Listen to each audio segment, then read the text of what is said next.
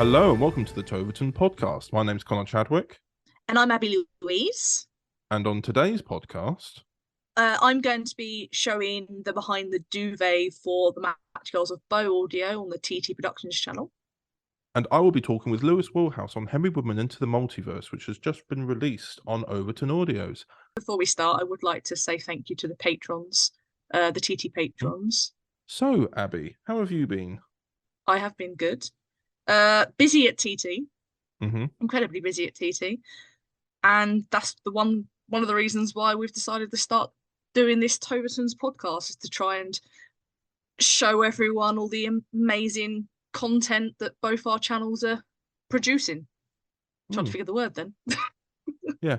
Whilst you're also saying that, something clicked in my fridge. Oh. But it doesn't click often. So Why anyway, did your fridge click? This is the mystery. One of the many mysteries of the world, which I will leave to chance later. But no, so the name Toverton, we kind of made that name because obviously there's me with Overton Audios and there's you with TT Productions. We were actually mainly both of us were mainly brought together by Chelsea Lagan, who plays like Julia Breslin in the Doctor Who audios I produce. She plays Molly O'Neill in Before Vastra and the Pat Gang stuff, and she got involved with TT Productions through the Venus Flint project done by Luke Lane and Joe Eddings, followed into when you guys were just basically setting up, really. Pretty much. We set up in the August, and Chelsea was in her first audio, which was Before Vastra 1 in the September, October sort of time. This 2021, right? Yeah. We use a baby channel. See, for me, I always look back on that in terms of I have to measure time by Overton Audio's releases. It's weird because I believe it was so that would have been between Crimson Hunter Volume 1 and 2. Yeah, we worked that out the other day, didn't we? Yeah, oh God, yeah. That was around about when I did my first audio books. So that's even weirder. So I need to get out of this existential crisis. But no, like it's one of those things. But like we all started. Too new. Yeah, but I don't know. I can't actually remember how we all started talking. I don't know what caused us all to be in a. Was I cast in something, or was no? It was me playing Charlie in Transcending Time. Was it really Transcending? It can't be. Yeah.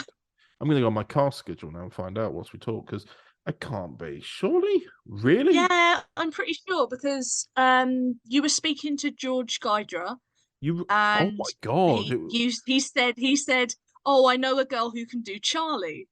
That was how we started talking. Like, I knew of you because of Chelsea, obviously. And I knew of Overton's because I've been listening to you lot throughout lockdown and everything.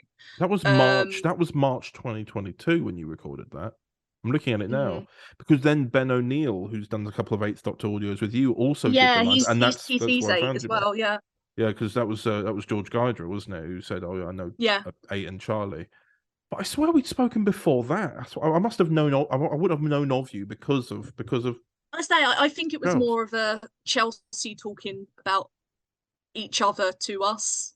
It's a strange one. That is created like a weird Mandela effect where we both knew each other before that, but we hadn't ever messaged before. Well, that's weird. Oh. But no, okay. So so that was 14 months ago? Damn. And what a 14 months it's been, everyone listening. It's been certainly a very. It's never not interesting here at Toverton's. But with Toverton's, was it created because of the D&D sessions, that title? Yeah, I believe it was. Yeah, because you were thinking about putting them online, and then for now they're just being kept between friends.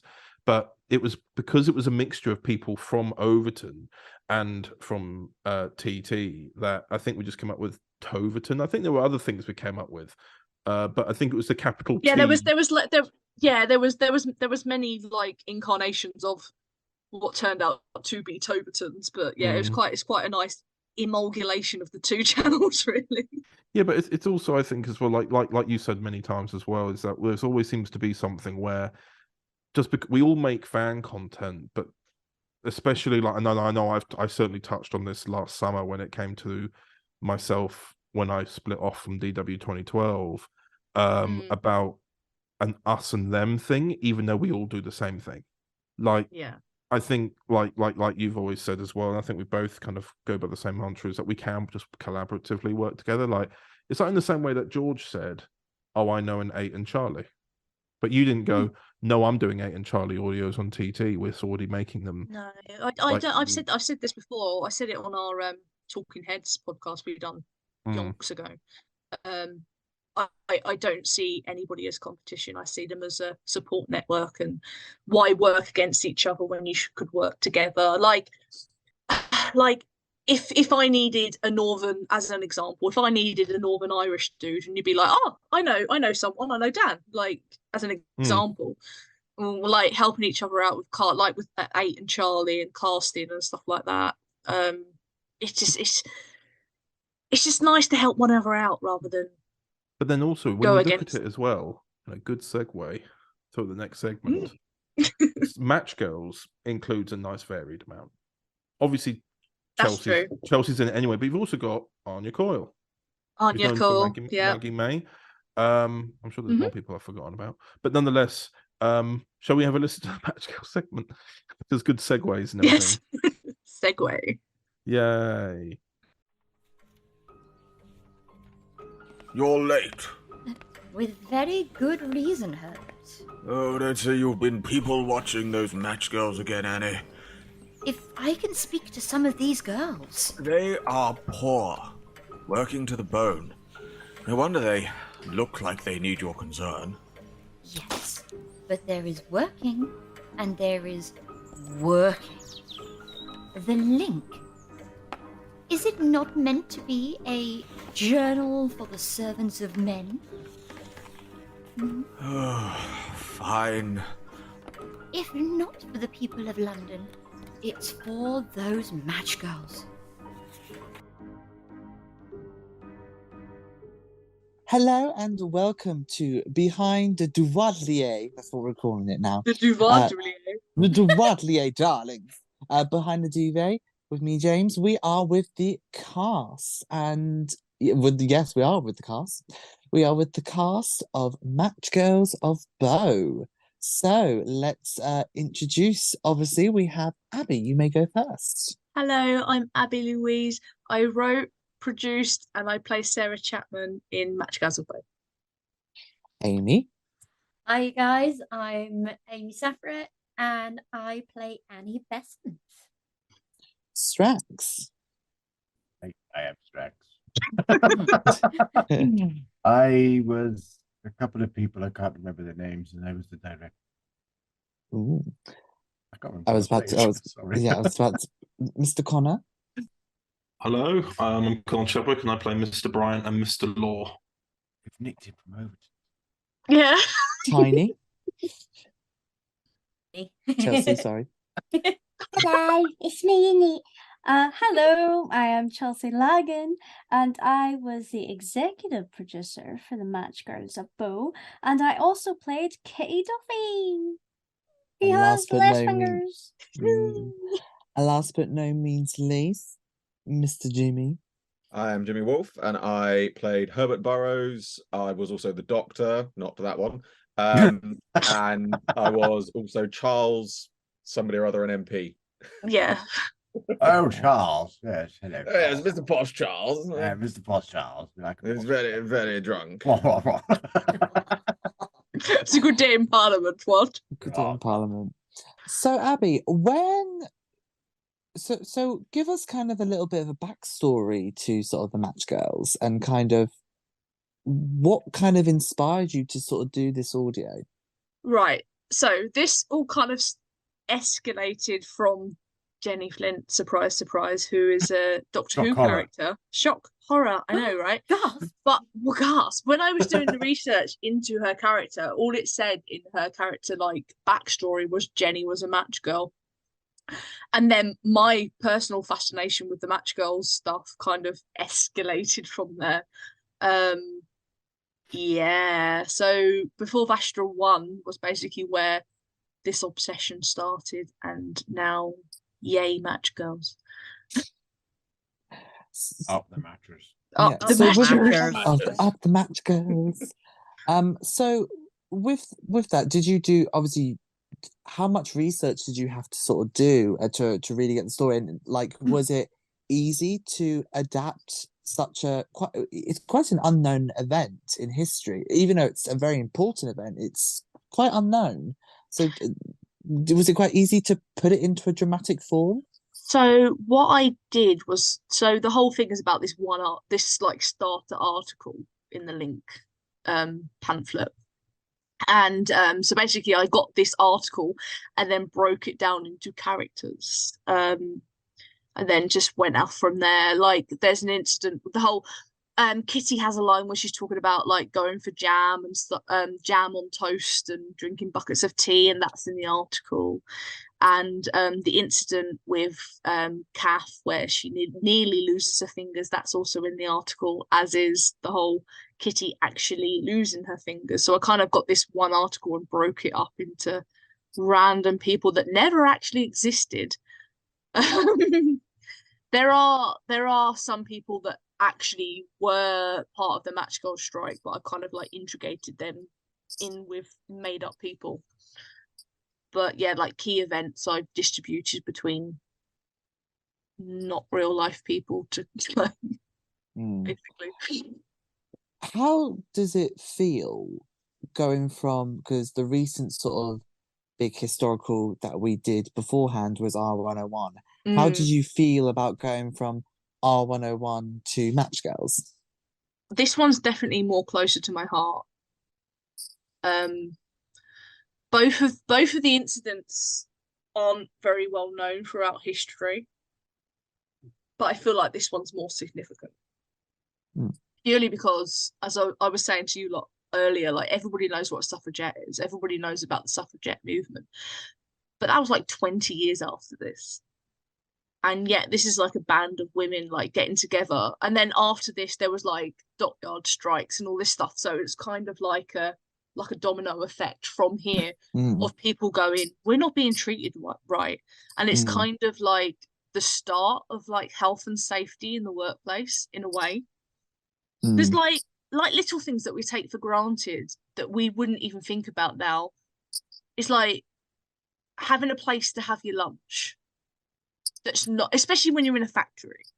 I get that it's different in like an office space. That's a completely different scenario. But if you're at machinery, you'd expect to like down tools and go for some lunch or whatever. But they never used to do that. And obviously, because the place where they were eating was basically surrounded by chemicals and poisonous substances, they were ingesting them. They were just making them 10 times worse than what they needed to be, you know? Health and safety stuff. So, yeah, and it's quite interesting with that it's, again, when you think of Victorian factories and you don't necessarily sometimes hear, you hear the horrors, but you don't necessarily hear like there wasn't any rights back in the days for factory But there is workers. there is a line in it as well where they're on about children in mills having injuries and stuff, and all that was raised and sorted prior to this. So I get that like the kids were seen before this, which makes complete and utter sense, but it was that kind of like triggered all the rest of it. It's like, well, it's okay. Like you know that it's not okay for that kid to be in danger in the mills. However, you're okay with this like 16-year-old girl sat there with her face falling off. That's perfectly fine. Like it doesn't make any sense. Yeah. Amy, Yes. how does it feel? This is your first non-Who, I want to say, or like sort of like is non-Who? No, I or- think I've done. I think this might be Touched. my second No, third non-Who. Oh, okay. I'm in a part of Touched, and also I was a part of the Penny Dreadful series. Oh, nice. How did sort of that compare from your previous experience to this one? This one, I've got to agree with Abby. When I was approached to take part and did my research, it's it touches a nerve, and it goes Mm. very, very close to home. With the other ones I've been a part of, the characters have been very free. And with Annie, um, she's one of the few characters that are there. She is real. You can look her up, you can find her pictures, and talk about, the social reform she was involved in and all this. So personally for me, it was quite nerve-wracking because obviously I wanted to make sure, very similar to way back when I was in Before Vastra, when I had the Ripper victim Annie Chapman, I wanted to make sure that I was bringing off enough, be able to do them justice, because there was this kind of riding of, this person was real, we know that they existed, basically don't screw this up kind of thing. But thankfully, Abby sent some like amazing footage over of the match girls talking and things like that, and I did my own research and found out how much Annie was not only involved in obviously getting the match girls to talk, but she got involved in the school board, making sure that the kids had preschool dinners, their bodies were all checked by medical exams, things like this. Honestly, you could do an audio that was just about Annie Besset in her own right. Yeah, because she like Abby said, she had such a mind which was advanced ideas for the time.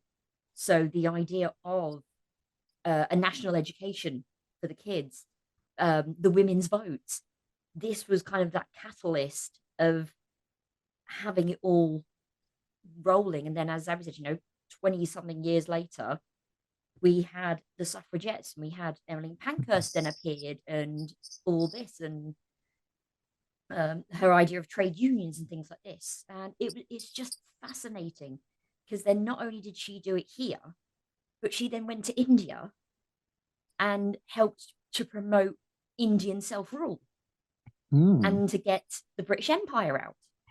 She got put under house arrest for it while she was out there. But this idea of, Irish nationalism, the Indian Free State and things like this, she was like a powerhouse. And she was quite a petite woman. She was like 5 foot, yeah. Yeah, she was like what we call like the Tinkerbell. She was just this tiny petite woman. She wasn't heavy framed or anything like this. But my God, she had some welly to her. And it was just amazing to kind of give not only Annie, but this story the opportunity to be open, because as we'd been chatting before, and as you said yourself, James, not many people know about the match strike.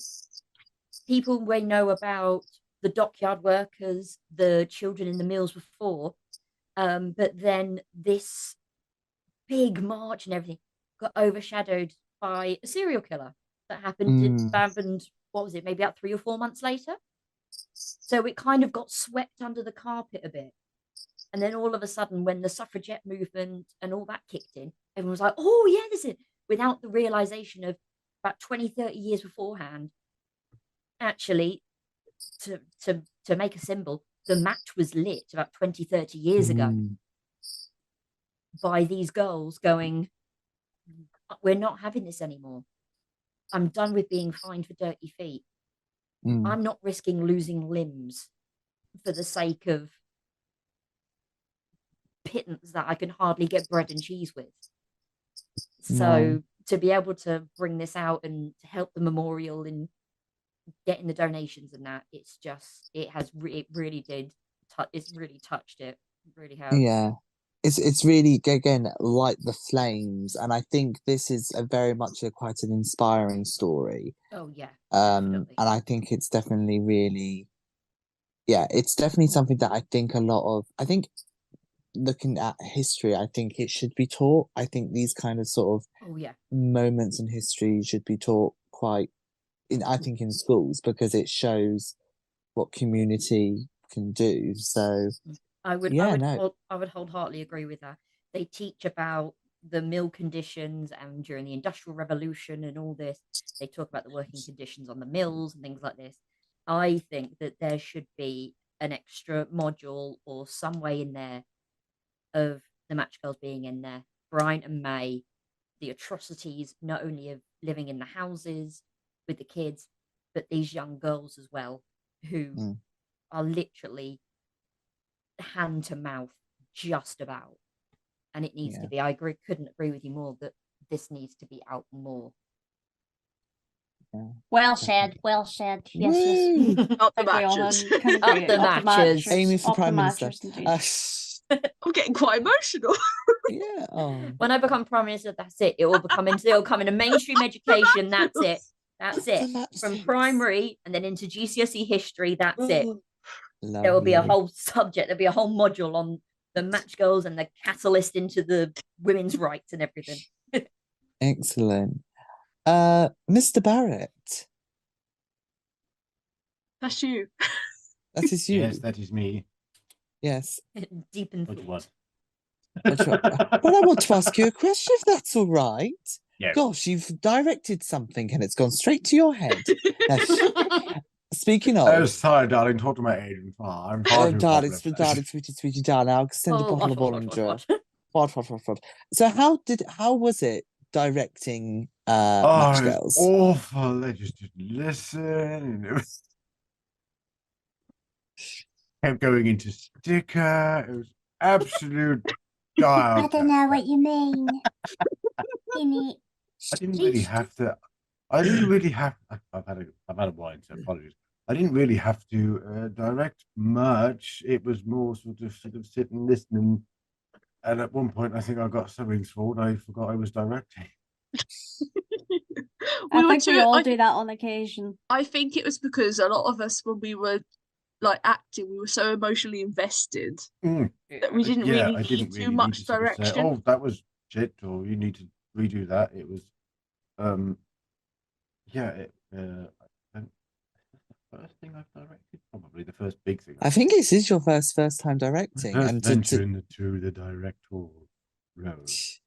You've joined the club. You tick a box now. I can tick a box. It was it was fun to sort of sit back and kind of listen to all the different characters popping up and just someone else doing Mr. Bryant. For reasons. This wasn't me. That was so weird. That was the weirdest It was thing. weird. That was weird for me because I'm like, that's how I would have done it, but that's fictional, Mr. Bryant, not actual Mr. Bryant.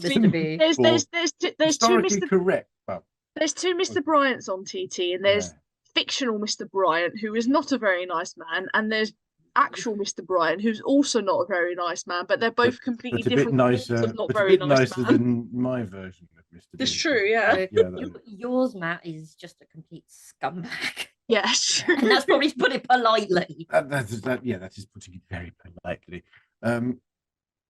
I tell you what was like. I know we recorded it, but obviously, once listening back to it, the bit where is it Kitty loses her fingers? Yeah. Hello. Oh, I felt that. Yeah.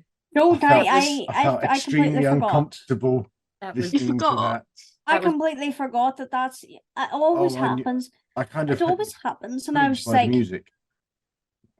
And then I think I was just like, yeah, I'm not the sure music. The music was perfect. That was fantastic. Jed is absolutely fantastic when it comes to music. Like, he just gets the tension and the atmosphere and everything about the scene just absolutely perfect.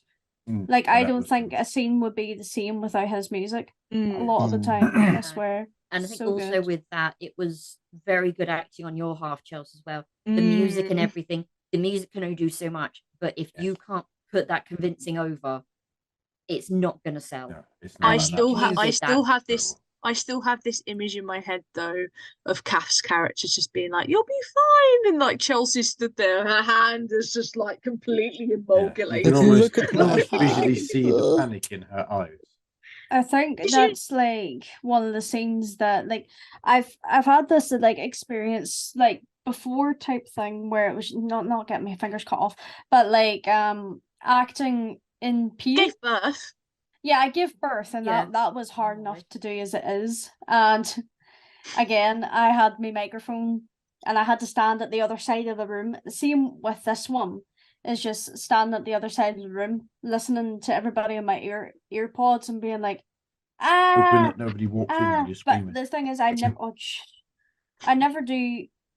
Like, I never usually act out a scene like in the rehearsals or whatever. I'll just be like, my fingers, because I kind of just leave it to a one take thing. Because for me, Yeah. I always say that if you, Some of that you need. especially We like found that works better Spontaneity. though a lot of the time, didn't we? yeah, because you won't get the same feeling and you won't get the same reaction as you do the first time you do it. So I never like whenever it comes to a scene like that, especially with like a screaming scene or anything like that, I never do it when in the rehearsal, and I'll never go through a first thing of it like a second round of it. I always do it then and there, and usually it works in my favor and comes out kind of like the best one. So like I'm glad that people enjoyed it, but I just seen people's faces being like, "Oh Did you no." notice? Did you notice the noise when she pulled the fingers out? Yeah, I that know, was. that's how I was just like, "Ooh." That was not pretty. Abby Louise Connor's catches face, the gore. Literally, I watched Connor's faces that happened. You could just see Connor go. It's like, oh, that sounds Well, too gee. realistic. Ouchie. Yeah.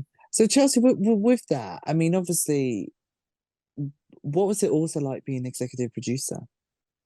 I absolutely loved every minute of it. No, honestly, it's like I'm not just I like Strax said, like, see, you're just sitting there listening to everybody and you're like, yeah, that's good.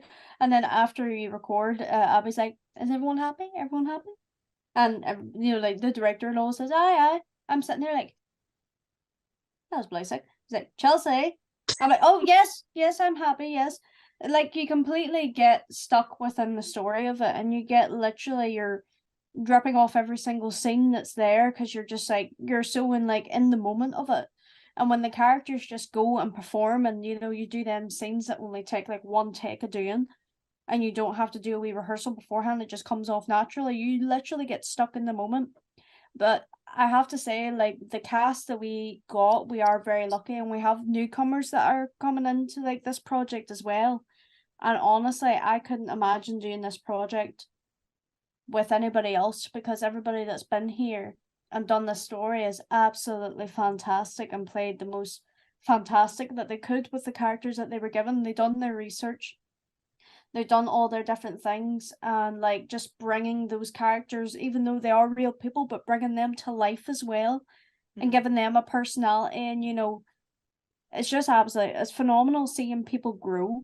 So I tried like character wise, I tried to do kind of a mixture between actual people and like fictional people, and I think, fingers crossed, I've written them so similar that you kind of struggle to see which ones are made up and which ones are actual. They all have their own actual personality, people.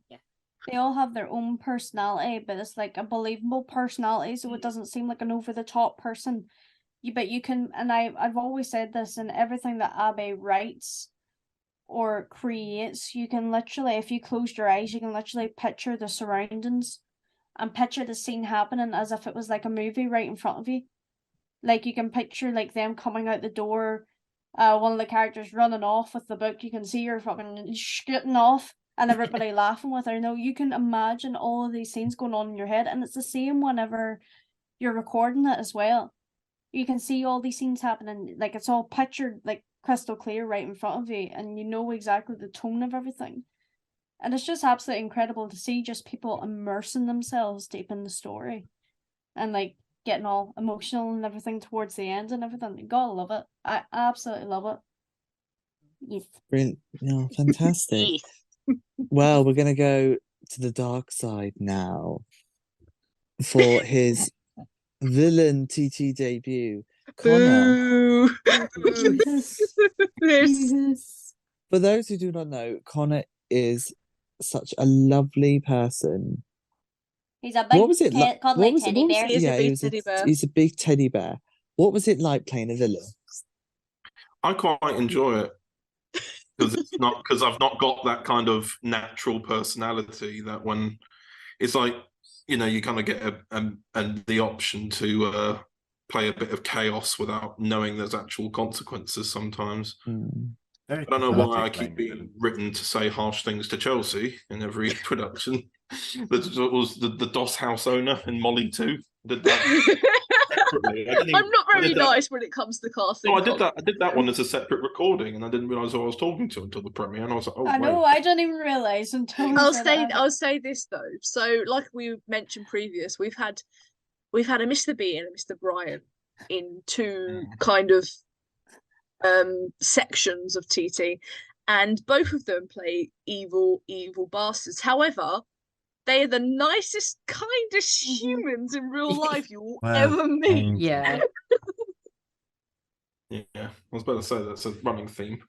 But no, I really It's Abi's running theme. Get the nicest person to be that. Hello, That's you're the most- the nice. nicest, tallest people. And you've The got to be nicest, tall tallest. but nice, yeah. Tall, like basically the BFG. Like, you know, Yeah. you've got to be basically Yeah. do that to Big play a Frederick nasty villain. playing the nastiest person in Can I the say world. this though? And I'm gonna big Chadders up right now. You Yeah. absolutely smashed this role, darling. You did. Oh, thank you. Thank you. Great I was- chudders. Oh. I got to play a nice person as well, I think, Mr. Law. He was on the good side at least. So I got to play a nice bit of a balance. But no, it was fun. It was very fun. And I really like the sort of community element that was felt when we were recording. We were still able to have a laugh and joke about things. And even during the read through, you know, when you know, there were some cast members who couldn't make for the read through, we had obviously Chelsea being a sticker for some of them and everything like that. That was Here, great. anytime there's an opportunity, sticker comes is out. Teddy. Yeah, and That's then- it. Whatever sticker can be used, use that. She is there.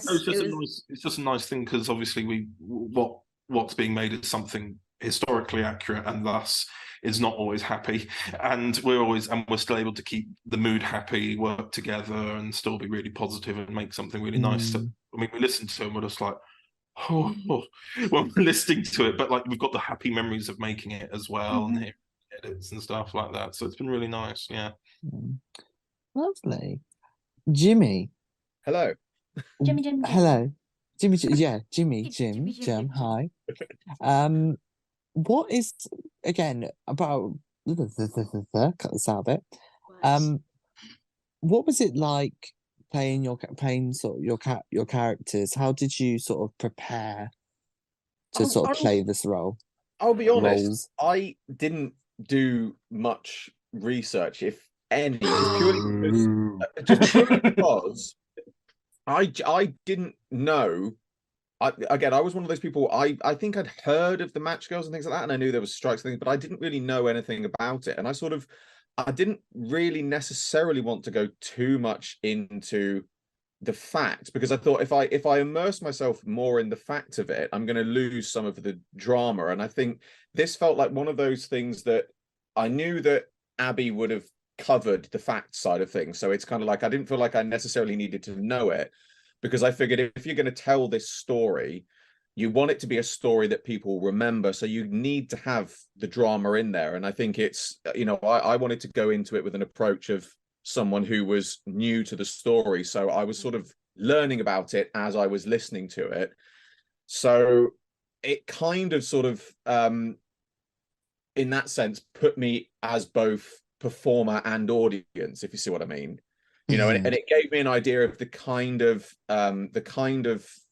way to present that story to the audience, because obviously, you know, you've got Herbert Burrows in there, who's a fantastic character to play. You know, he's an actual person. I was going to say he's one of the few actual people that I did look up afterwards, and it was quite interesting. He's not how I pictured him at all either. In my head, I pictured him as quite an old sort of man, big mutton chops, top hat sort of thing. But he was quite a young fellow. I didn't realize he was quite that young. But I liked it as well because it was the thing that struck me about him. And again, as someone who didn't really know a huge amount about it, it struck me as he was one of those people that you're looking at and think like for a man at that time to be concerned about social change and activities, specifically for women as well. It was quite a sort of, it's quite a sort of interesting position for him to be in, because he's sort of, where you'd have most men were probably the ones who were in charge and didn't care. To have those people in there that did care, I think it's quite good to have, to make people aware of who those characters are. But at the same time, it's sort of, you need to also make it sure that these characters are the people that stood behind the women. The women were the ones that they were there to do the change. It was kind of like these were, I got the feeling from the way it was written, he was the kind of man who would be the person he would be the person to do something, i.e. in this case put it in the magazine, but in a way of him saying, I am the conduit for what these women have to say. I am a small cog in their machine, kind of thing. So it was very much sort of that, you want to sort of keep that sense of reverence in it, because again, it's not about characters like him, it's about the people that it's also about. And then obviously other people, like you had again the MP, you kind of just, I don't know what, I think I just did general posh generic man for that. Oh, yes. Posh generic man. Yeah, but at the same time, it was kind of like, again, I thought, well, MP, he's a, somebody who's a bit posh. These are, people who would necessarily be probably regarded back then as common folk. So I just, again, I don't want to put too much characterization into people like that, because the story's not about them. It's more about the people that are actually being talked about and things like that. So and then the Doctor was just the Doctor. I think I put a little bit more evil into him because he is cutting off somebody's hand, but slightly less Poor caring. Kitty, out of all the bits of an article I could have picked up. Fingers. Oh, we know what we're going to do with that one. We're gonna have that. but no, as a story, as someone again who didn't know, I think it's been done absolutely brilliantly, both written, researched, performed by everyone, because it's, I think it really is one of those things that, again, I agree with something that Amy said, this is something that should be taught in schools, because, we learn a lot of stuff, again, I don't know what the curriculum is like these days, but this is certainly something that, wasn't really taught in my school. I mean, I don't really remember in schools learning necessarily about even the suffragettes. I remember they were sort of mentioned and things like that, but it wasn't something that was necessarily taught. But again, it's kind of like you were made aware of it. But the whole Matchgirls thing, again, I was aware sort of it, but this is something which has all sort of been quite new to me. And again, it really makes you realize how undertold their struggle, and also the the changes and reforms that they made to the system. Because as someone, obviously not in the same things, but I work in a factory putting things together, and even just the simple things like I've never questioned going to the break room to have lunch. And you look at it and think like, that's probably, well, it is almost certainly because of them. And I think sort of it's good, because I think more people, if you listen to this, more people in those positions will sit there and think, I've never thought of that before. It's very thought-provoking. And it's I think it's a great way to get that story to more prominence. Well said, sir. Well said. Yeah, well said. Yeah. One of those things that's kind of been lost in the midst of time, probably because of the whole. I have a habit of telling stories of history that have been lost or brushed over. Oh, what's somebody next? has to, and you do it extremely well.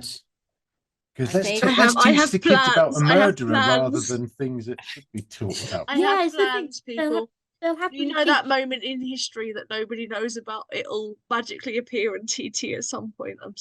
I'm sure. Are we basically like doing learning by audio? Are we doing some sort of like horrible histories? When you start learning. Well, I've said this before, and I don't know whether I've said it on a podcast or whatever. I've definitely said it to you lot. I'm one of these people who I loved horrible histories. I absolutely loved it. I've actually And learned things the from horrible fault- the- histories. I still No, watch but it now when I'm an adult. But the fault of learning the way they make you learn history and you don't kind of realize you're learning. Mhm. That's very much the way I like to Yeah. write these historicals. For Is someone with that, ADHD, like, it's a perfect way of learning. well, like R101 as an example, because that's the only other like pure historical we've done, and I like people to be immersed in a drama, but at the same point learn facts, even if they don't know they're learning facts. Or the Like, very They'll least, go there's- to a quiz there's and they'll so many randomly know points, an there's answer so to many- something. But there's so many points in this audio which are literally direct quotes. I have picked up a bit of article and basically copied and pasted it. Like, there's a bit with Siobhan where she writes "Dear Lady" letter, and it's signed "A Match Girl." That actually happened. That is literally a copy paste. Rumor has it was my character Sarah Chapman, but obviously me being me, I decided it was the Irish girl. But there's nobody knows who it was because it was literally signed "A Match Girl." But I don't know. I enjoy teaching people history and they don't realise it. I like tricking people. I'm if one people of those. listen to this and then they've listened to it and then they go onto their phone and do Match Girl just into Google, you know you've done well. We've done our And job. that's all it is. You know, they don't have to go out there and read every little thing, every little article. If it just encourages people enough just to go and look for it, that's, you know, If they that's can Even if donate they to the don't type in charity Match as well, Girl, even if they even just better. type in Annie Besson, yes. or they type in Sarah Chapman or Alice Ferris, it will still come up with the Match Girl stuff. You know, it's crazy. So yeah, I think my final question to the group, is, what has been the highlight of doing it? Is there any sort of like little outtakes or like little things that happened that have just really made you chuckle, or Oh jeez, no, I know. Right, like exactly. let me start because I really want to big up Matt Lyons. Yes. Oh, little Matt, bless him. Yeah, right. So Matt plays Teddy in this, and we've worked with him before. He's done some stuff with TT previous, but that last scene with Tobias Farrington, where he's literally in the alleyway and he goes, "What are you gonna do, sir?" I know. If I No, speak to honestly, Annie, he's amazing. what are you gonna do? And I said to him at the recording, because so before we do the recording, we have a script read over Zoom, and I said to him, do it exactly how you did it on Zoom, because when he delivered that line on Zoom, all of us were like, yes, like mic drop. We were like, yes, Matt, you smashed it. Literally that last line, chef kiss. No, honestly, he's such an amazing kid, you know. And I remember working with him the first time, and just, you know, being R101, he was an R101 was his first one, yeah. So I think I've been there through all of his stuff there. He was in R101, he was in Dickensian, and I was like directing him there, and then obviously producing for this one. But honestly, just seeing, even in the short space of these 3 audios, how amazing this kid is. And he's growing more and more into his like confidence, and I absolutely adore him. He's done so bloody well. And we just need to get him into more things. Oh yeah, definitely. The kid has got such a talent for one so young. He is big up to that Lines, honestly. If I could have had like half the talent that kid's got at his age. And I hate to break it to you, he's just going to get better and better as the time goes on as well. Oh God, and I think he's like 12, 13 as well. We are in trouble, gang. Yeah. He's ours. No one else can have it. This is mine. He is. This is our Maybe child. Overton Gonna can borrow, but he's no. Sorry, Connor. Have to do like a Shirley Temple, put him on a lease or something, lease him out. No, he's so good. Good. I really hope that he does some more stuff with TT, because I say purely like his whole performance and that last line, fantastic. I know he's just going to get better and better. Yeah, like I said, it's impactful. But yeah, I think I think so far, from someone who has had no involvement of this project and listening to it, it's really good. It's a really good, and you felt again, you felt like you're peeping into history. It's one of the best things you can do is sort of look and listen and feel, and you feel so much sympathy, but you feel the empowerment. You feel, again, the match has a light, so to speak. But yeah, I mean, has there anyone else got anything to say whilst we're here? I'm trying to think of any outtakes that happened. Yeah, was there any funny? Mainly sticker outtake. No. There was this one line. There was this one line that I was meant to deliver, which is just before we walked into Annie Besant's house, and I could not get it out. And it was the whole like, "Oh, were you in the bed across from your sister?" And I could not get that line out. It came out completely. It had so connotations the way I was saying it. Oh yes, yeah, I remember that. It was a disaster, but I got it eventually. But to be truthful, like outtake wise, I don't think there was too many. My terrible Mary stand-in voice was quite ridiculous. Oh, Mary. Mary was that brilliant. Oh my god! That was- I can't remember what I Oh. probably couldn't do it. I just can't remember what I did. Literally, so because we record on a thing called Zencaster, and it has a limit to how many people you can have on one Zencast, so we had to split it over 2 days. So the cast that weren't there on the Saturday, we had to have replacements, and Jimmy was Mary. That That's a was terrible so Mary funny. voice. That was great. I don't know where that voice came from. We're going to keep that in mind. Mary will make a return. Mary will make a return with Michelle Willows. And then there's me trying to convince Kat's Welsh accent by filling in for. Oh, that's another thing I learned during the stand-ins. I can kind of do an Irish accent, but I cannot be Irish whilst Kath is being Welsh. I can't do it. So on the Sunday, I was trying to be Kitty and be Irish, and obviously she was being Welsh. I could not. You turned into Welsh, weren't you? I couldn't do it. Weirdly, I had the same thing because I stood in for Seamus on one of them, and I tried to do Irish, and I couldn't do it. The minute there was the Welsh came in, I just couldn't. I couldn't keep it in my head. You can't do like some.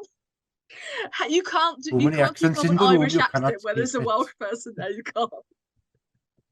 I think I did all right. My Irish accent. Yeah, but you have a natural. Yours is a natural accent. You say Chels. that, but It's sometimes fake the Chelsea whole can't time, even dear. remember her own I'm not accent. even Oh no, Irish. I'm Chelsea. from- Yeah, that's the point. Which is the real How do I one? talk Is in it, my own accent? is it Irish accent? Is it received pronunciation, or is it sticker? Which is the real one? Which is the real Chelsea? Well, Which is the real Chelsea? it's a We bit will of all, never really. know. Will the real So you Chelsea got- please stand up? Yes. It's like, Alright. what was it? It's like that James McAvoy movie. It's got the multiple personalities. This is it for Chelsea. There's like, No, Ladies if you and have that Don't moment, even you're start. Chelsea, you're Chelsea or Christ. Ladies sticker. and gentlemen, schizophrenia.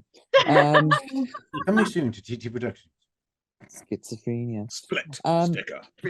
no, Split for sister. but no.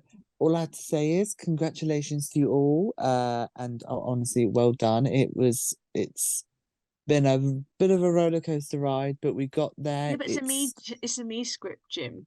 The amount of me scripts that are literally like roller coaster rides, it's crazy. I should just put that on my bio. You should just like the audio, Warning, the this is a Alton roller Towers coaster. of This is a audio roller drama. coaster. Welcome to a roller coaster. Welcome TT to a Productions, roller bringing coaster. adventure to audio. This one was written by Abby, so it's going to be a roller coaster. Hang on It's to your gonna be hats, a lads. roller coaster. Welcome to a Shit's video. gonna Your hands happen. and feet inside the audio drama at all times, People and are please gonna scream if you want to die. go faster.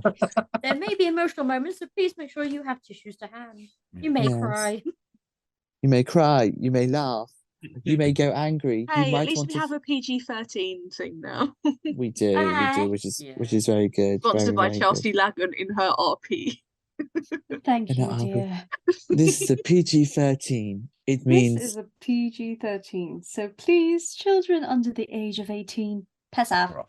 Ta-ta.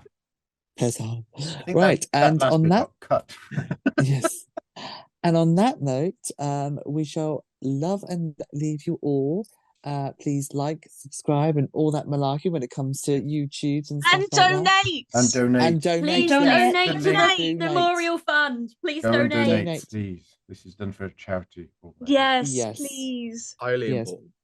Please donate. If And not, I will honestly, come round and beat Every you. time you donate, I will go over to England and I will paint the statue's hand red. Aye. Chelsea, Chelsea Gladstone's hand will What more stay incentive red. do you need, I people? will hoist her up onto my shoulders. So she can We'll use take photo evidence and post them on the Patreon. Also, subscribe to our Patreon. yeah, subscribe to the Oh, yeah. Well Patreons. Well, we have some Anything else we need to promote? juicy, Yeah, exclusive Patreon. some We love an exclusive exclusive. Patreon. We have some lovely juicy exclusives that you just got to sign in. You just got to sign in. You just got to sign in. You just get in there. Now. Right. Thank you so much, everyone, for joining us, and I hope to see you very soon. Bye bye. Bye.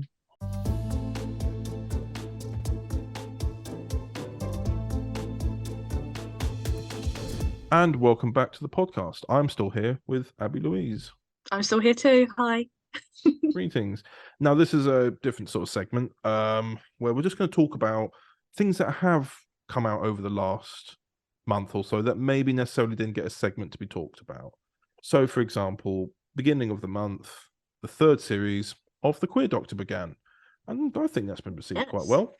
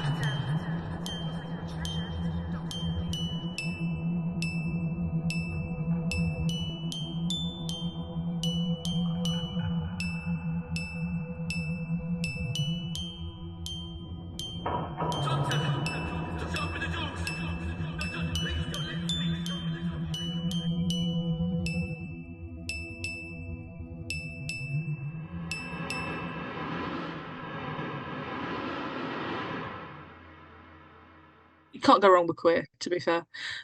There's 8 more episodes as we're recording. This is 8 more episodes to come out.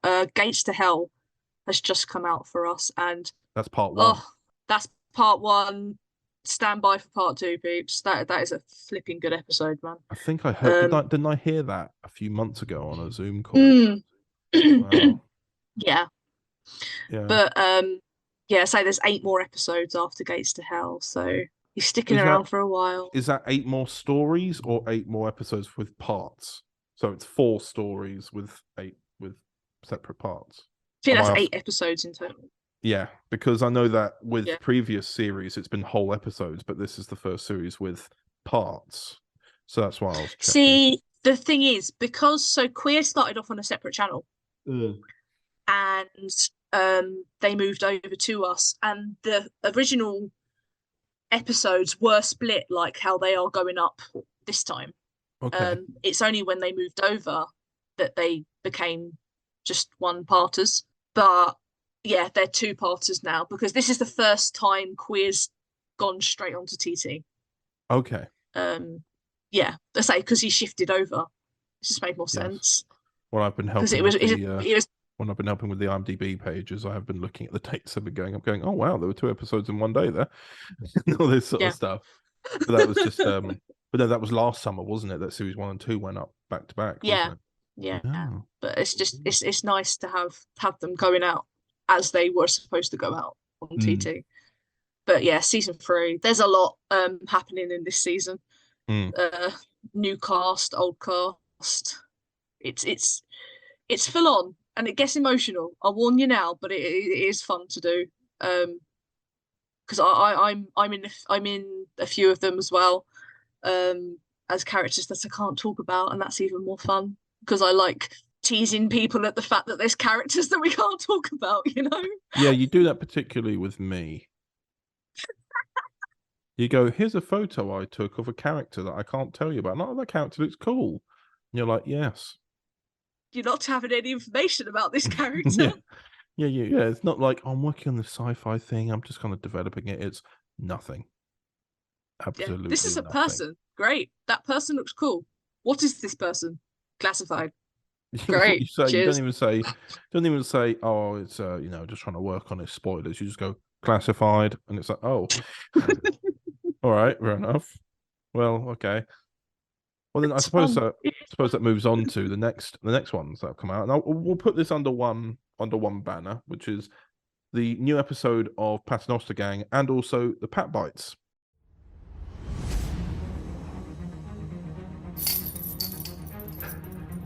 Miss Jennifer Scarrity, you are hereby sentenced to 4 months' imprisonment at Holloway Prison of Her Majesty Queen Victoria.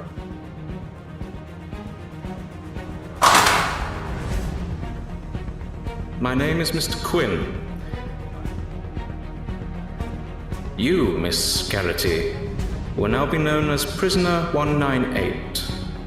Is that understood, Prisoner 198? Ripper again. Mary Nichols, Annie Chapman, Catherine Eddowes, and Elizabeth Stride. You girls are all a mystery to me.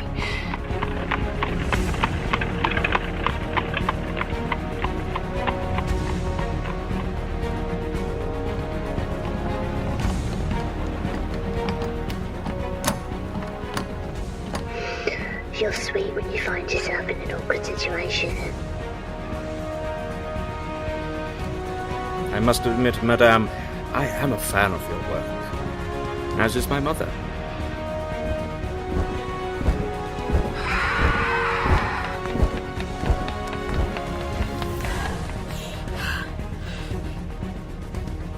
Now, let's try and crack this code, shall we?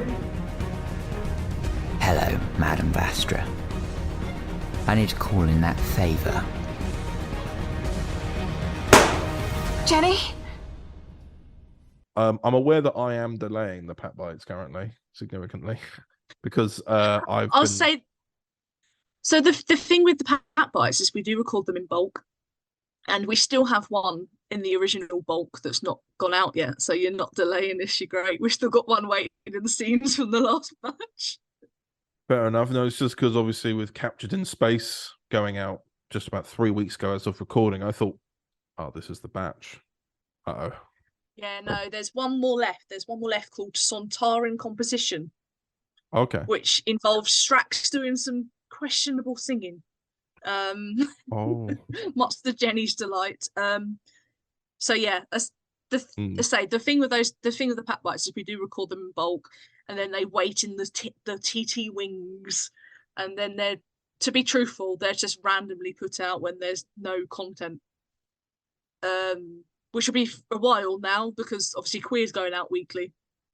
But also, so is stuff like, for example, I know we're going to touch on this in a minute, but like are things like the Touched and Reanimated. They're going out around this as well, so it's a little bit of a mix.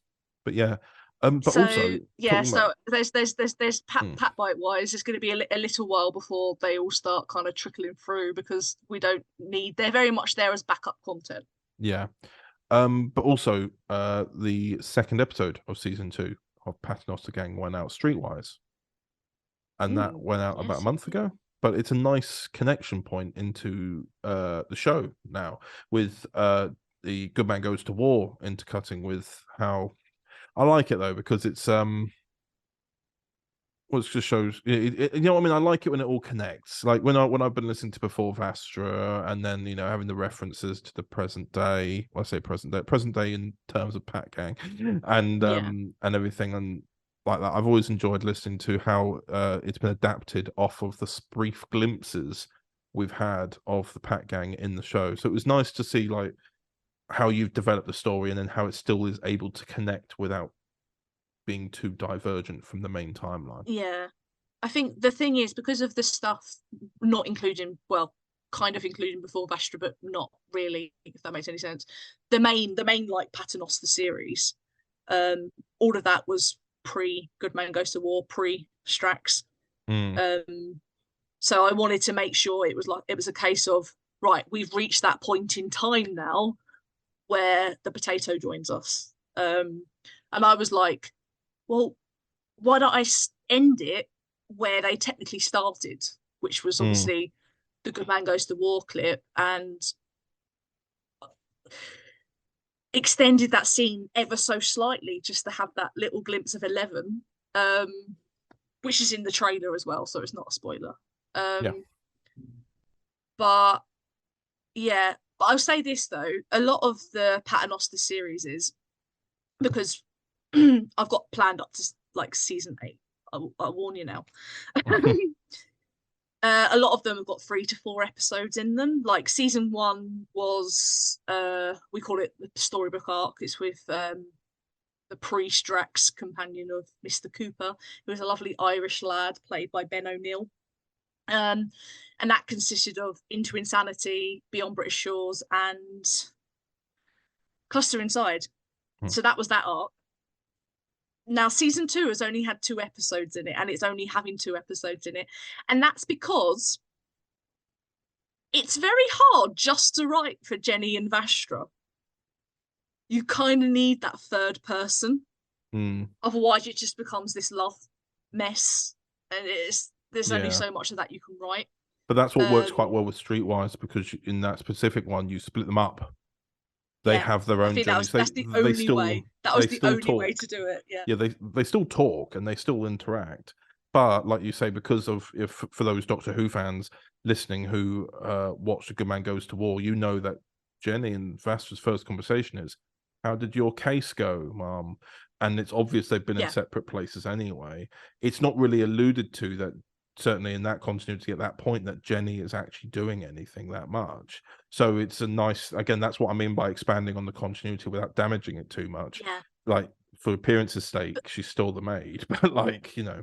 But all the way through Streetwise, when you listen to it, because obviously that case at the beginning of Good Man Goes to War, she's just solved the Jack the Ripper stuff. So all the way through Streetwise, it's just Vastra being like, "Oh, I need to sort this. I need to sort this Ripper. I need to get the Jack the Ripper stuff sorted." So that's her running arc. But I'll say this though, and I'm not like bigging up the TT stuff because that sounds really bad. But this is called the ToverTon podcast. This is about that. But if you watch the Good Man Goes to War scene after listening to Streetwise, it's got a completely different light on it. It does. I did watch it actually. I was like, yeah. Like, you know, Jenny got shot the other day. She's struggling. She's trying to clean the house. She's like just cracking on. Vastra's been working with Officer McGregor, and you know, it's quite nice to kind of marry it all up. But so we're having a bit of a break with the Pat Gang now, purely because start of a new season. We're still waiting for scripts for season 3, but yeah, Strax will be with us now. Yeah, but that's nice as well, because when you look at the Pat Gang bites, you were already kind of doing bits with Strax anyways, even if there were small minisodes. It's now nice that you're going to do a full series now. It's like, we've been doing that for a little while now, and you know, you've had that as like a little insight into the future. Like, I know there are some ones that I've listened to which are like from set in 1917, and it kind of jumps down their timeline and back and forth, and I've really enjoyed that. But now they go all over the shop, those bites. They go everywhere. Yeah. Say the 1917 one was one of the first ones I did, and I was just like, I'm going to throw them straight into the future. How far future can I push them? It's like 1917, that'll do. but then again, you've also planned that far that you know exactly where they are, and you know exactly where they're going to be, where and when, and everything like that. It's so sad. Because obviously I'm the one that runs the Paternoster stuff. I literally have a flow chart. I know where everybody is, how old they're going to be, where their timelines are going. I mean, if you listen to Before Vastra, it's basically all there anyway. I've shown it all already. We're just elaborating more on it all. I suppose it's kind of like it's not exactly the same, but it's kind of like with Big Finish and their Dorian Gray series. They go back and forth a bit like that. Their ones are half-an-hour episodes, but they are a little bit like the Pat Bites, because you have one episode in 1912, then you go forward to 2010, then you go back to 56, and you're going back and forth. And even though it's all in linear order and it makes sense of a story, you're going back and forth, seeing fragments of Dorian Gray's life. It's kind of like what you're doing here is you've got the main Paternoster Gang series, followed by the Pat Bites, which are just kind of like little glimpses into their future, but you're like the main series will be following linear with the Pat Bites going up and down, basically. But yes. Anyway, we've talked about the Pat Bites and the Pat Gang quite a lot there. We must talk about the Touched now. Have you heard of the orphanage? The orphanage is there for the touched, the gifted. They are mainly there for safety. We try to use our powers to help the world around us. You don't look like you're, touched. Should we have a look? I teleport. You're touched by water. And I can control animals. Amelia eels. Jane has telekinesis. Jane? Just a small demonstration. Well, all my bad thoughts about you touch people might magically disappear if you could help me. We aren't circus freaks, sir. If you're going to point the finger at anyone from the tower again, I swear to God. For once, I haven't come to arrest one of you. Magpie.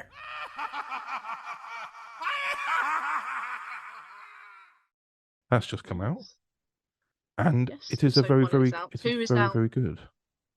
14th of May. 2 is out on the 14th, yes. 14th of May at 7 p.m. Yes. I do got my little calendar. I do all the homework here. But no, I've got my little calendar right there. I really enjoyed the Touch. It's something that that has a lot of double meanings for things going on in everyone's lives, I think, at the moment, and that's what's made it really kind of resonate a lot with people. I think as well. What was it? I think that's the one where I recorded a very last minute little cameo, wasn't it? Yeah, Well, because it was a Chelsea. It was one of Chelsea edit, and we just so the beginning opening scene was completely different, and we decided to change it at the last minute because it didn't sit right. And Chelsea was like, "Mr. Chadwick, come and be random man." So... the thing is, you're both very lucky with me because I'm always either working from home or immediately able to drop everything. Because I think she asked me, and she had the lines within 10 minutes, and she was like, "Oh, thank you very much. I've gone out now." So I thought you were going to be longer, and I'm like, "Oh, okay." No, I wasn't. And then there were obviously little bits of editing that you've been doing for me for Overton stuff that you're like, "I need this line," and I go 1 second. You go, "No, it's fine," and I'm like, 1 second. It is done. and then literally you're like, "Okay." Then within a minute or two, you've got the file, and you're like, "All right." No, but I really enjoy it. There's like this lovely moment with a monologue for Chelsea's character. Was it Ida? It's Ida, isn't it? Ida, yeah. There's this lovely moment where all the characters sort of come together, and it's like. But what's nice is that you've included those visual elements in the video, but also in the way that it's edited as well. You really feel like a montage is happening. So when people are having their moments, you can imagine like in TV shows, they intercut between people and living their lives and everything. But in that with the soundscape, you were both able to really capture that really well. The thing with the Touch is obviously it is running alongside a TV show called The Nevers on HBO. So that was very much the kind of basis of it. But it's not the sort of series that you have had to watch the show. You could listen to The Touch and not have seen The Nevers quite easily. Because we're not the only real thing that we are using from that series is the fact that a spaceship flies over London and everybody ends up with powers. That is basically the only element we've gone, "Hello, we'll have that, please. Thank you. Thank you very much." But another thing about The Touched is that was mine and Chelsea's first co-write. Oh, very nice. Yeah. Because we sat down, because I wrote episode 1. And I think I was struggling with the end. And I messaged Chelsea, and she was like, "Well, let's sit down together and we'll go over it together." We sat down together, and then all of a sudden, both of us had written episodes 1, 2, 3, and 4 in like a week. It just happened. It just went boom. You have those moments where you just sort of you both find something and you go, right, do it, go. Once it's in our heads, translate it, and you just do it. It's happened with Sutton and Eamon with regards to Torchwood stuff from my end. They just go, "Oh, here's the volume," and I'm like, "What? Where'd you get this from?" They go, I'm "Yeah, hoping it happens. I'm hoping it happens with season 2 because we're supposed to be working on season 2 next week for The Touched. So I'm hoping that happens again. But it was just we were just so in sync with one another, and I'm really, really happy with how that series is going. That one's another one that's been planned up till about season 4. You gotta have plans. But it's fun. It's fun, like, and it's nice to be doing something that's not Who, but it's also nice to have because it has an off-worldy element to it that you can still kind of have fun with it, like the powers element. Yeah. But like, it's our first. Clarence, who Jimmy Wolfe plays, he's the lead. It's his series basically, and it's nice to give him a character that's not Doctor Who related. And I love his character in it. So yeah, a lot more to come from The Touched. Indeed. But the other original audio drama, obviously, we've got currently going is Reanimated. Indeed. So you're getting better at these segues. Segue. As you can see from the outside, his lungs look healthy, a nice pinky red color. But, men, do not judge the book by its cover. If you make a cut just here, entering the interior of the lung, you will see... Doctor, stop. Pardon? Sir, if you're finding this too gruesome, perhaps this is not the career for you. It's not that. His hand moved. A trick of the light, nothing more. Right, so back to the state of this man's... It did it again. Well, sometimes if the body is fresh, it will jerk, sir. The muscles will spasm. So please do be quiet and let Dr. Thompson here get on with his work. Thank you. See the inside, men? Black. A tar-like substance. Charles? Yep, very funny, Seb. I would have thought it would be beyond you to be pulling pranks. I didn't do anything, sir. Honestly, Doctor, its legs just moved. Remain calm, all of you. I'm sure there's a perfectly logical... Oh my god. It's reanimated. The bodies have become reanimated! Yeah, that came out as a recording only 5 days ago, and it's almost on 200 views. Ooh, check us out. Check it out. I think there is something very nice and unique about it, because it's like I was saying to you and Chelsea at the time, which is I think everyone's seen a lot of outbreak films, and sometimes people get a bit, especially after COVID, people were a little bit like, oh, do we want to see this? But I think it's the time period that makes it the most interesting element of it, because you're like, well, yeah, we know what it would be like modern day. Everyone's got mobile phones, you've got social media. It would have, like, someone getting infected would have already been on TikTok live or like on social media live somewhere. You've got to think as well, the time that we set, this is early. This is 1840s. Yeah. So this is Queen Victoria went on the throne in like 838. So she's only been on the throne for 2 years.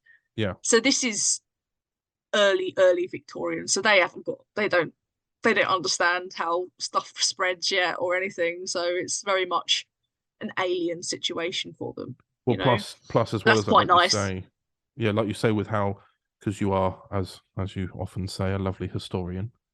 There are so many societal elements in there as well, like, because there's going to be people who look down on others just because they're worse off than others, and it's like you say at the very beginning with it, not to go too much into the story and spoil too much, but you do see what's happening to the homeless there, and because they just get discarded, it affects them the most, and then they spread, and that's how the spread occurs, basically.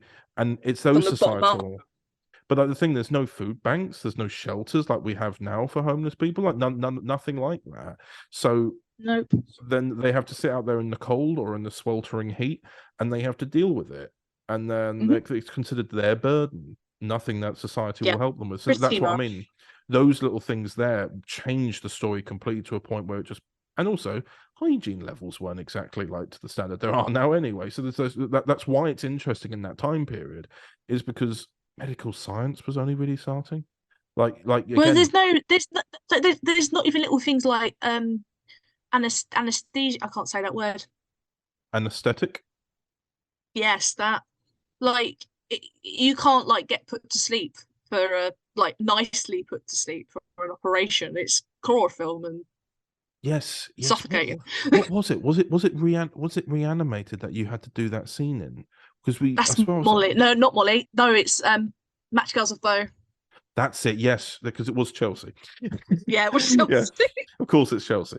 But no, that's what I was trying to remember because I knew I was there for the recording, but it was something to do with someone had got hurt, and that's why I thought it might have been Reanimated. But no, yeah. But again, I mean the second one's been recorded now, but that's just currently editing, isn't it? Yeah, Chelsea's editing now. So episode 1 was very much a joint effort. Me and Chelsea, I edited that one, and episode 2, it's all Chelsea. Chelsea edited it. Chelsea wrote it. Chelsea directed it. I basically just sat there and pushed a button. So it's going to be interesting to see where that series goes because I don't know because it's Chelsea's baby now. But that's the thing. You've got like in a way the touched, like you said before to me at least, like the touched. You make sure it gets from A to B. Yeah. And vice versa, and Chelsea's there as well as backup and a co-producer, and vice versa. The roles are reversed for Reanimated. Yeah, pretty much.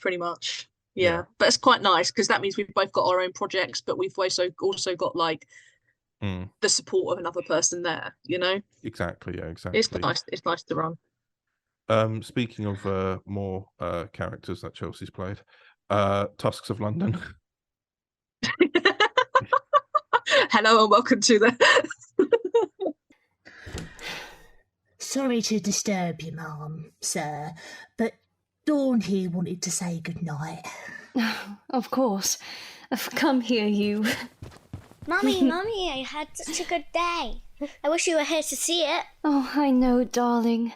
But Mummy is busy with work. You know that. I wish you were like the other mummies. What did you do today? I drew a picture of my dolly and we had a tea party. Oh, how sweet. I gave all the guests different voices like you do. Different voices? Yeah, you know. I don't have a clue what you mean. We better get little Dawn here back to bed, Mum. Good night, my sweet. Yeah, so there's a common denominator in ToverTons. This is the thing. I've also appeared in nearly all of these so far. Nearly all. Well, of there them. you go. See? Oh, there you go. So Michelle's in this as well for Tusks of London. Yeah, she is. We love evil Michelle. She done amazing. Yeah. We love evil Michelle. Even if it did take 4 times to record it, but you know. Damn it, Michelle! Yeah, You had one job. Michelle's not salty about that or anything. We should get Michelle interviewed at some point.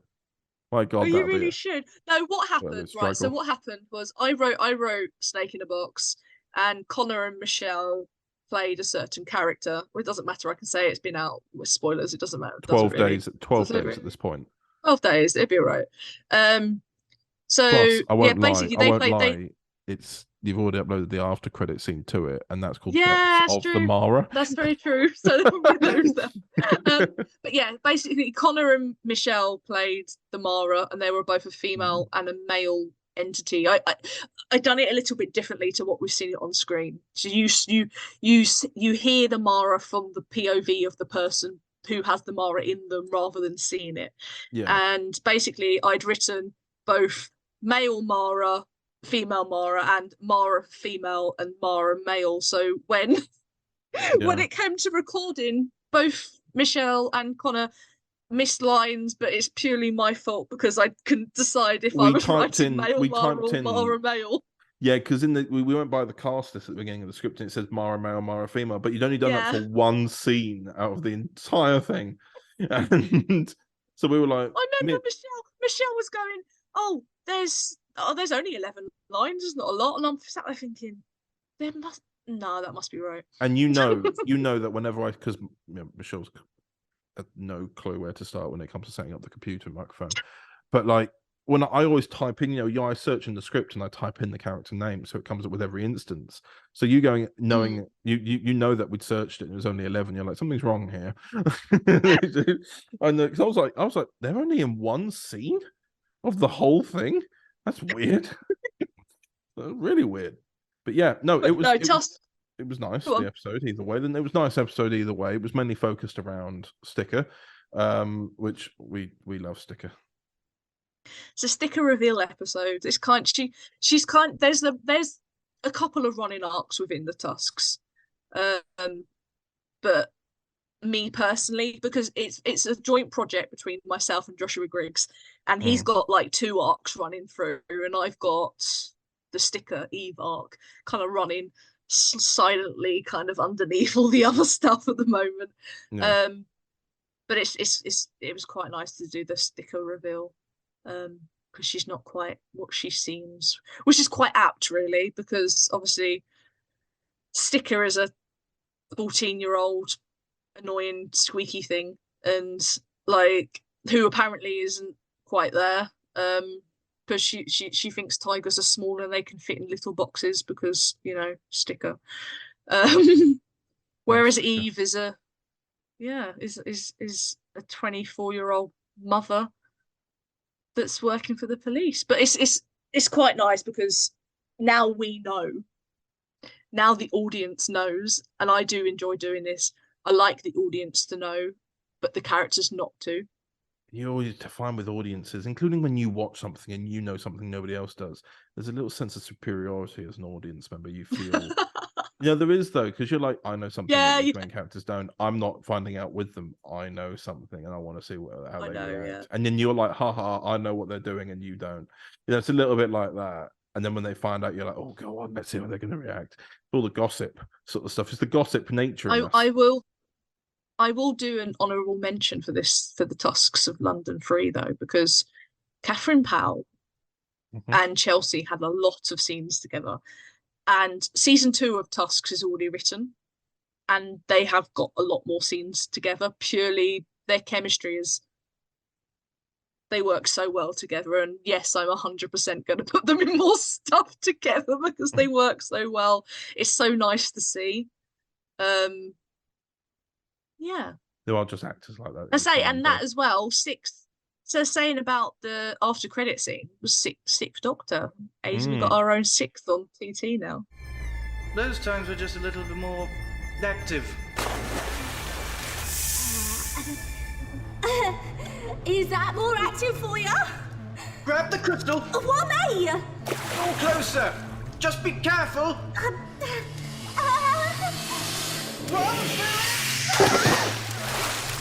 Lead it back to the TARDIS! Doctor! Roll the gemstone, quickly!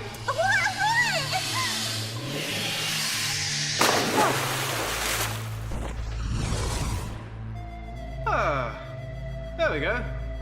All in a day's work, Miss Jackson. Right, off we go. Oh, wait, is that it? I did say it wouldn't take long.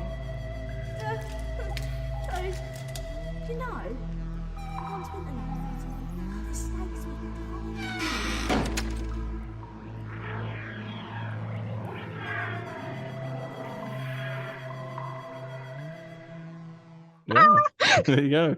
You got Ben O'Neill as the 8th Doctor, as we mentioned earlier, and then and you've got, was it Asa Holmes?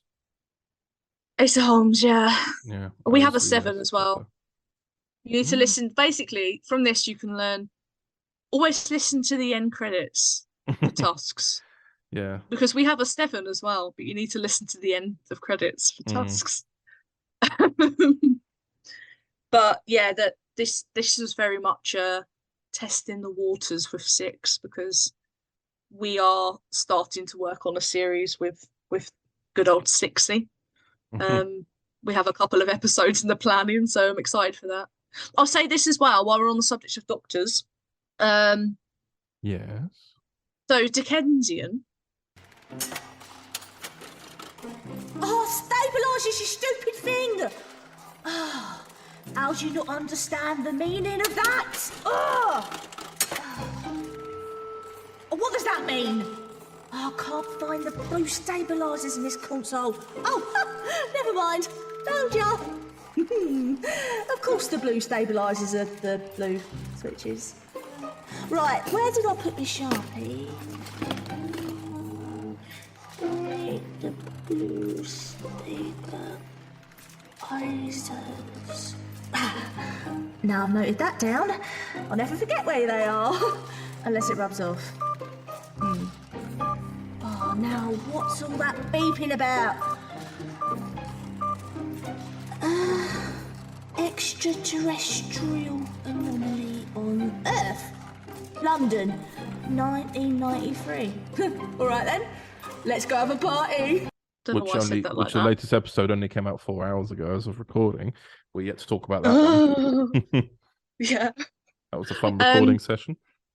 Oh, Lord, don't. So, Dickensian, that was episode 5. There's 5 more left in this series. Oh.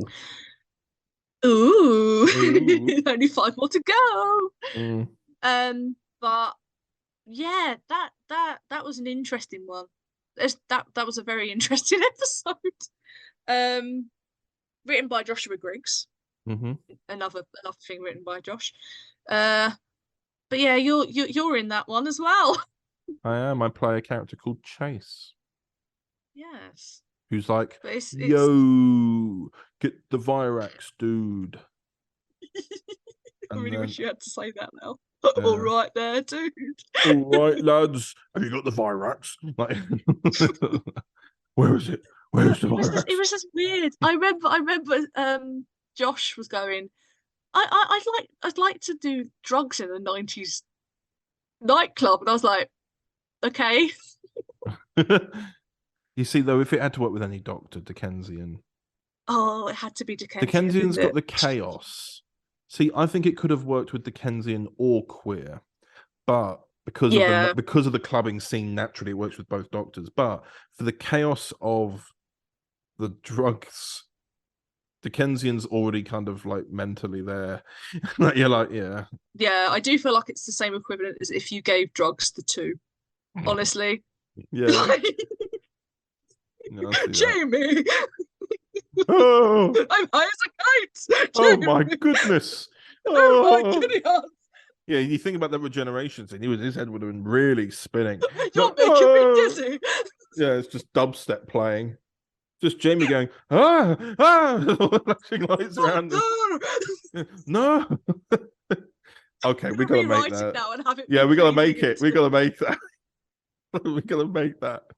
Oh Lord, there we go. The first Toverton production announced on Toverton Podcast 1. Oh. Jamie and 2 go.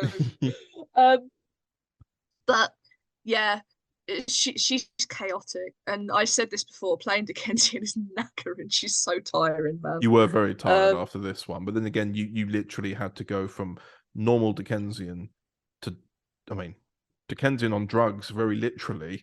Literally, it was knackering because episode 6 has been recorded as well, and the energy levels for that are completely different to what I had to do for 5. Man, crazy, absolutely crazy. But doctors wise as well, because obviously at the moment we have queer Dickensian. Future is coming back in June. He's been on a bit of a break, but he is making his return. That's played by Matt Barrett. Love a bit of Future. He's like a senile old man, and he keeps forgetting things, so it's quite sweet. What the Future Doctor or Matt? Strax. We call Matt Barrett Strax, by the way, people. It gets confusing. There's too many Matts, so they all have to have different names.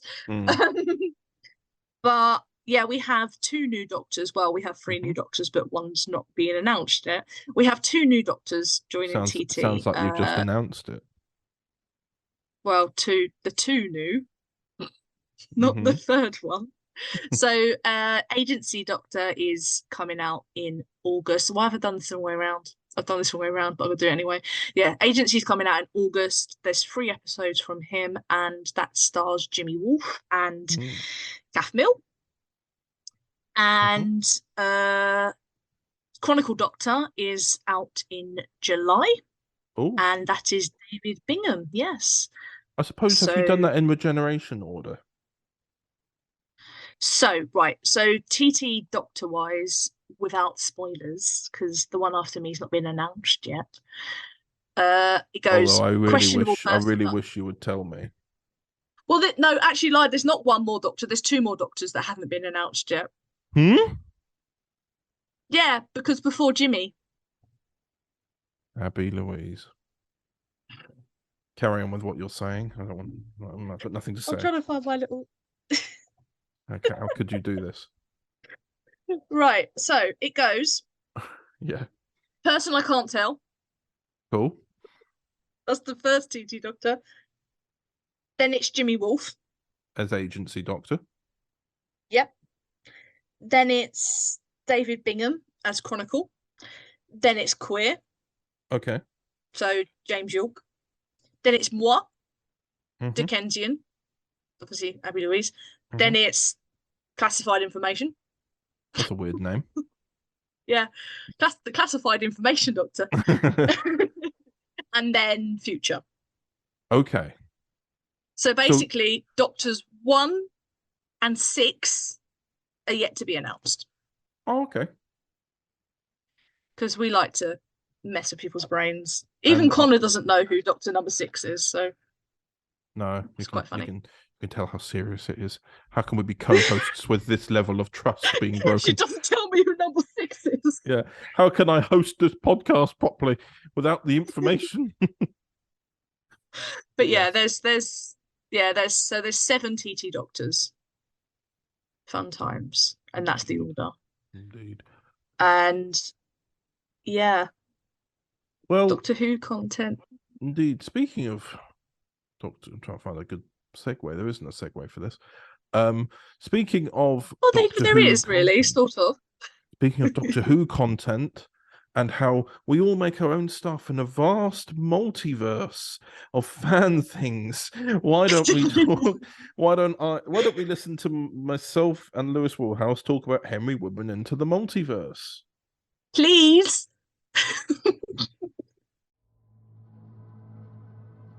Overton Audios presents. What the hell? Henry Woodman, you are needed. What do you want? All the universes are in danger. What? Your bedside manner needs work. I can't stay here. Bertie Bassett himself will walk through that door any bloody second. Are you that sick little crybaby who I'm supposed to be moping over? That guy looks sweet. Indeed, seems like a cheerful fellow. Ah, we should invite him to be a part of our group. Yes, another addition to our Dalek trio. Yay! Yes, let's go meet our new friend first. Yay!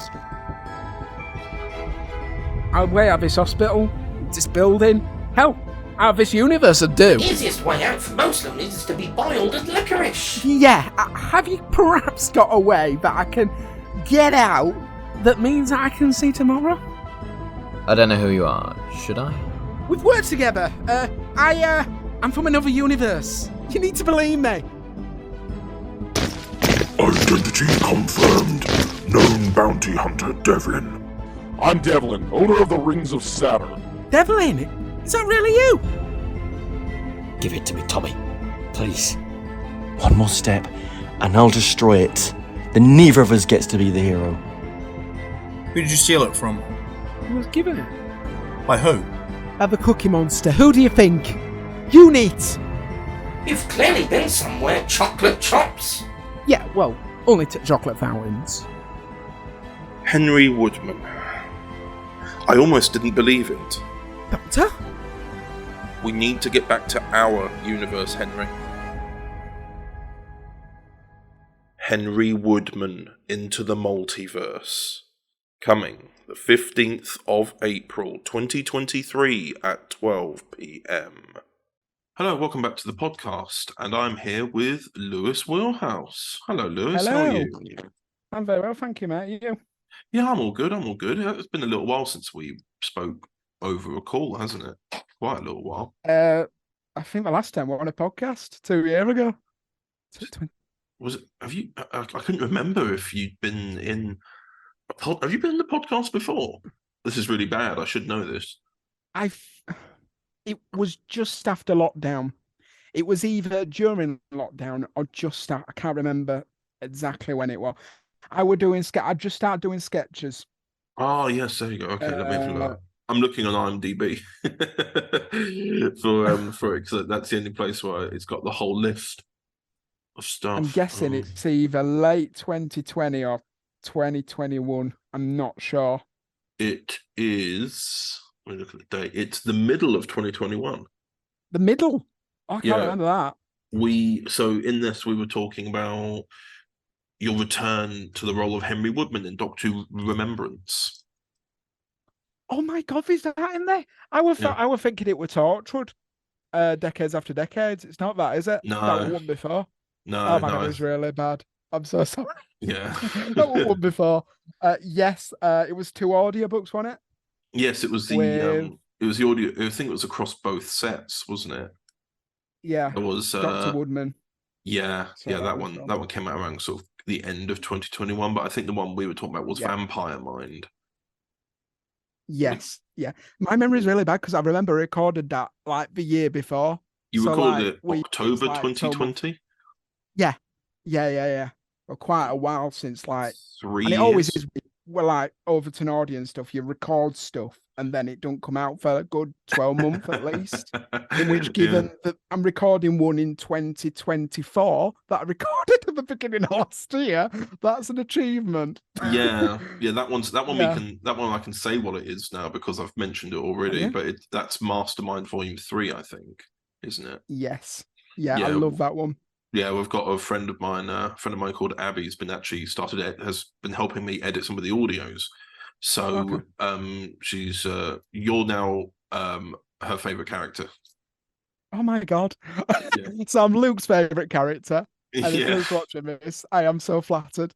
And was it Abi? Abi, yeah. Abi, thank you. Thank you for being my fan. I've got 2 fans. Yeah, but we've actually been developing as well. We've been talking about this for a while about in terms of Henry Woodman returning. We've done he's had quite a few returns at this stage, but when we initially talked about, because to give context for the whole Henry Woodman storyline, he appeared first in Doctor Who Resurrection Series 1, Episode 1. So you've been in it since the very first audio we ever made. Jesus, I feel old now. That was How long ago was that? 2016. That was 2016. 2016. So, what And would you I probably, be then? I don't know, that was, 6 years ago? I would have been 19 then. Oh, man. I'm an old man now, you see. I remember there when I started playing Henry Woodman. My God. So 7 years ago. 8 years ago. 6 or 7, yeah. Something like that. We recorded, but with that, this was before the days of what we've got now, which is weekly content. It was just, I decided to make the first one, didn't I, just for the 53rd? And here we are. 50th. Oh, no, is it the 53rd? 60th. No, Yeah, I thought- 60th anniversary. No, yeah, it has been 7. Sorry, no, yeah, it has been 7 years. Yeah, because obviously the 53rd, and then this year we got the 60th. But yeah, so you were in that, and then we did sort of periodic episodes every few months or so, not really massive weekly volumes or series. And then eventually in 2018, towards the end of Series 2, you were shot and killed by the Master, of all people. I'm right in saying it wasn't your first one, though, was it? Because you did it. You had like a visual episode. Like, a couple of years Yes, before. I had a visual. Yeah. I had a visual one, but it's not really what you'd consider canon. It's Right. it's something that was made to be part of a visual series, but this was before the days of audios, DW 2012, Yeah. Prism, and Back in the Phantoms days that we all forget. yeah, I exactly, remember them exactly, days. yeah. And then but no, then Henry died, and then you said, "Oh, is there anything else we're going to do?" And we did have this idea for bringing you back with Torchwood. Of course, we've then proceeded to do that with Torchwood Decades and Decades. But because, just so you know, and I'm obviously trying to sort this out with quite a few people anyway, we are going to be sort of remaking some of the Knife trilogy because some of it include characters who are part of DW 2012, and we've obviously moved on from that. Yeah. So we are going to be recreating and probably developing that more so over time. But Is this the new thing, the Prism universe? Yeah, exactly. Yeah.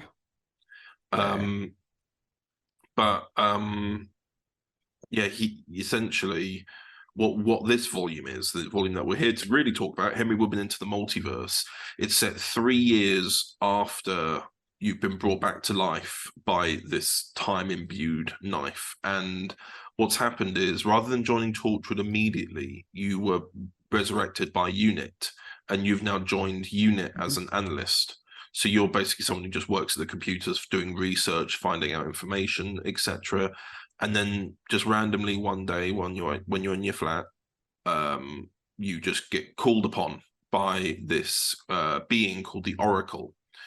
And then you just get thrown into this multiversal adventure. The only problem is, of course, is that your brain's a little bit muddled from the whole experience. You'd literally been woken up and thrown into another universe. You couldn't quite remember what was going on, and you just had to navigate the situations as they came.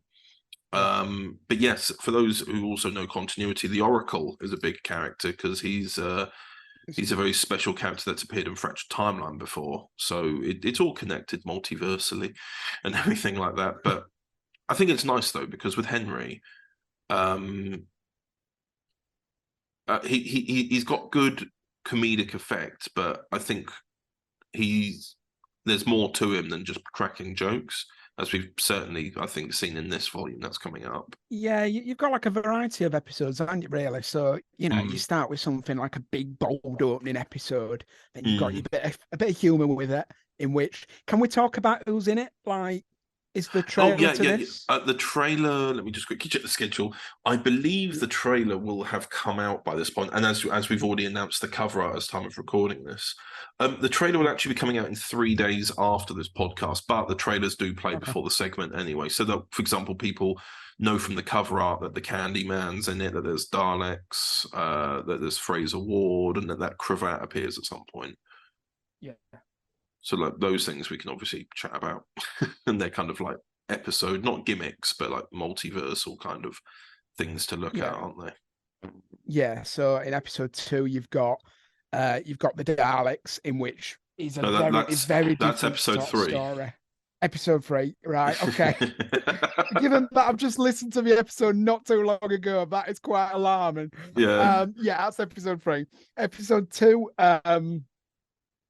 Right, you got your 2 comical episodes with, very, very known aliens in the Doctor Who universe. Yeah. One that's not been around since the old classic series, in which, are we allowed to say who he is? Well, I've already said it's the Candyman. Yeah. Okay. Am I listening? Yeah, we've got the Candyman, and we've got the Daleks, in which they're your comical episodes that I've written. To be honest, when I got the scripts through, I was like, "Oh, this is comedy. This is really bizarre and weird, but I like them. I really like them." When I listen back to it, it's a whole new world for Henry as well, isn't it? Like, well, that's the thing. I know that when we've spoken before, we've spoken about you're saying that your strengths are in comedy, and I'm not. I wouldn't consider myself the greatest comedy writer, so I very much want to try and get as many different people as possible involved in the writing process. So we have Eamon Longman writes the first episode, which has a nice, I think when you listen to that, that's a nice balance between seriousness and comedy, because there are characters who we know that crop up and are a little bit different, and that's the kind of comedic element. Whereas with episodes 2 and 3, they're just like, when I say they're silly, I mean, like, it's fun. It's just, it doesn't really specify what's different about this universe. It's just a fun little thing, it's just a little funny adventure where, Henry's just like, okay, this is that world that this is going on, okay. And then I wrote the final episode, but I very much feel that without your natural, I think you've got a natural comedic presence anyway, Lewis. So I feel like without yourself in that as well, it wouldn't have necessarily hit the comedy levels needed. Yeah. I try and do like serious stuff, but I always swim back to comedy for some reason. But I do like it for Henry's character, and it's a nice mix. It is a nice mix of comedy, and then you've got your seriousness in episode 1. But then again, you have got your comedy, haven't you? You know, Yeah. but it does take a twist towards the end. Yeah, it's just a scenario where everything that's happening around him is completely ridiculous. And it's based off characters, isn't it? Like Yeah, individual exactly. people and their choices and whatnot. Well, the Candyman, for example, the Candyman, he was a threat in the original story, but nonetheless, it's still got a natural comedic flair because he's made of sweets. Yeah, Like, You can't take him serious for long, can you? Really, it's not going to take over the world. You know, exactly. Unless he's going to sugarcoat it with sweets and it's ridiculous. Never going to happen. But then, of course, you've got the other comedic episode featuring the Daleks, and I believe that the writer Aidan described it as Teletubby Daleks. Yeah. I remember reading that. Yeah, it's just what they're doing there is they're acting like Teletubbies, but they're the Daleks, and I like to call them smackhead pepper pots. yeah, and then, which essentially isn't it? It's Daleks on. Can you say certain words on here? Well, we used to have a rule, but it just seems to have gone out the window. So you say what you like. Right. You can always beep it. It's Daleks on crack, essentially, really, isn't it? yeah, it is. Yeah. But yeah, no, and then at the very end, episode 4, it's got comedic elements to it, but it was very much what I consider episode 4 to be the setup for the future with Henry. Yeah, because he's like, as we've seen from the covers, and we've not mentioned this other character yet. I did, but we haven't mentioned it specifically. But Cravat and Henry reunite in the finale. Cravat, Well, Cravat's been under the assumption for a certain time that Henry died, and this is the episode where he discovers that hasn't happened, but also that Henry sees that the Doctor has changed a lot in his absence as well. It feels a while since me and you have done an episode, hasn't it? It has really. It's been a very long time. The last one was. Was it Resurrection back in series 2, or have we done something since?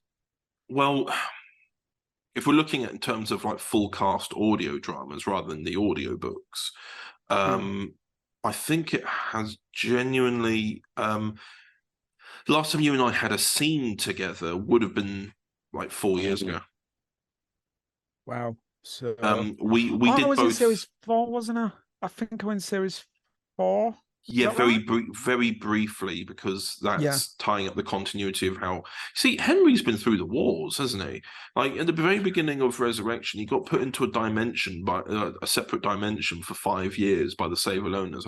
Can't recall at the moment if he remembers it, but he was basically kidnapped for 5 years. And then, to be honest, the actor that plays him doesn't remember. So carry on talking. I'll let you lead on this. Well, no, actually, it's even worse than that, because Henry's from another universe still, which is why we thought the multiverse idea was, because he's not. He's a multiversal character anyway. He's from Dimension 2. He gets kidnapped by a rogue Time Lord, brought into Dimension 1, and essentially tortured.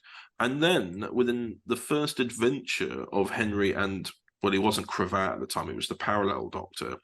Within that first adventure, he gets kidnapped by the Save-Alona King and possibly frozen in stasis for 5 years. And then, on top of that, he gets stranded with Julia Breslin on Earth for 6 months, thinking that the Doctor's dead.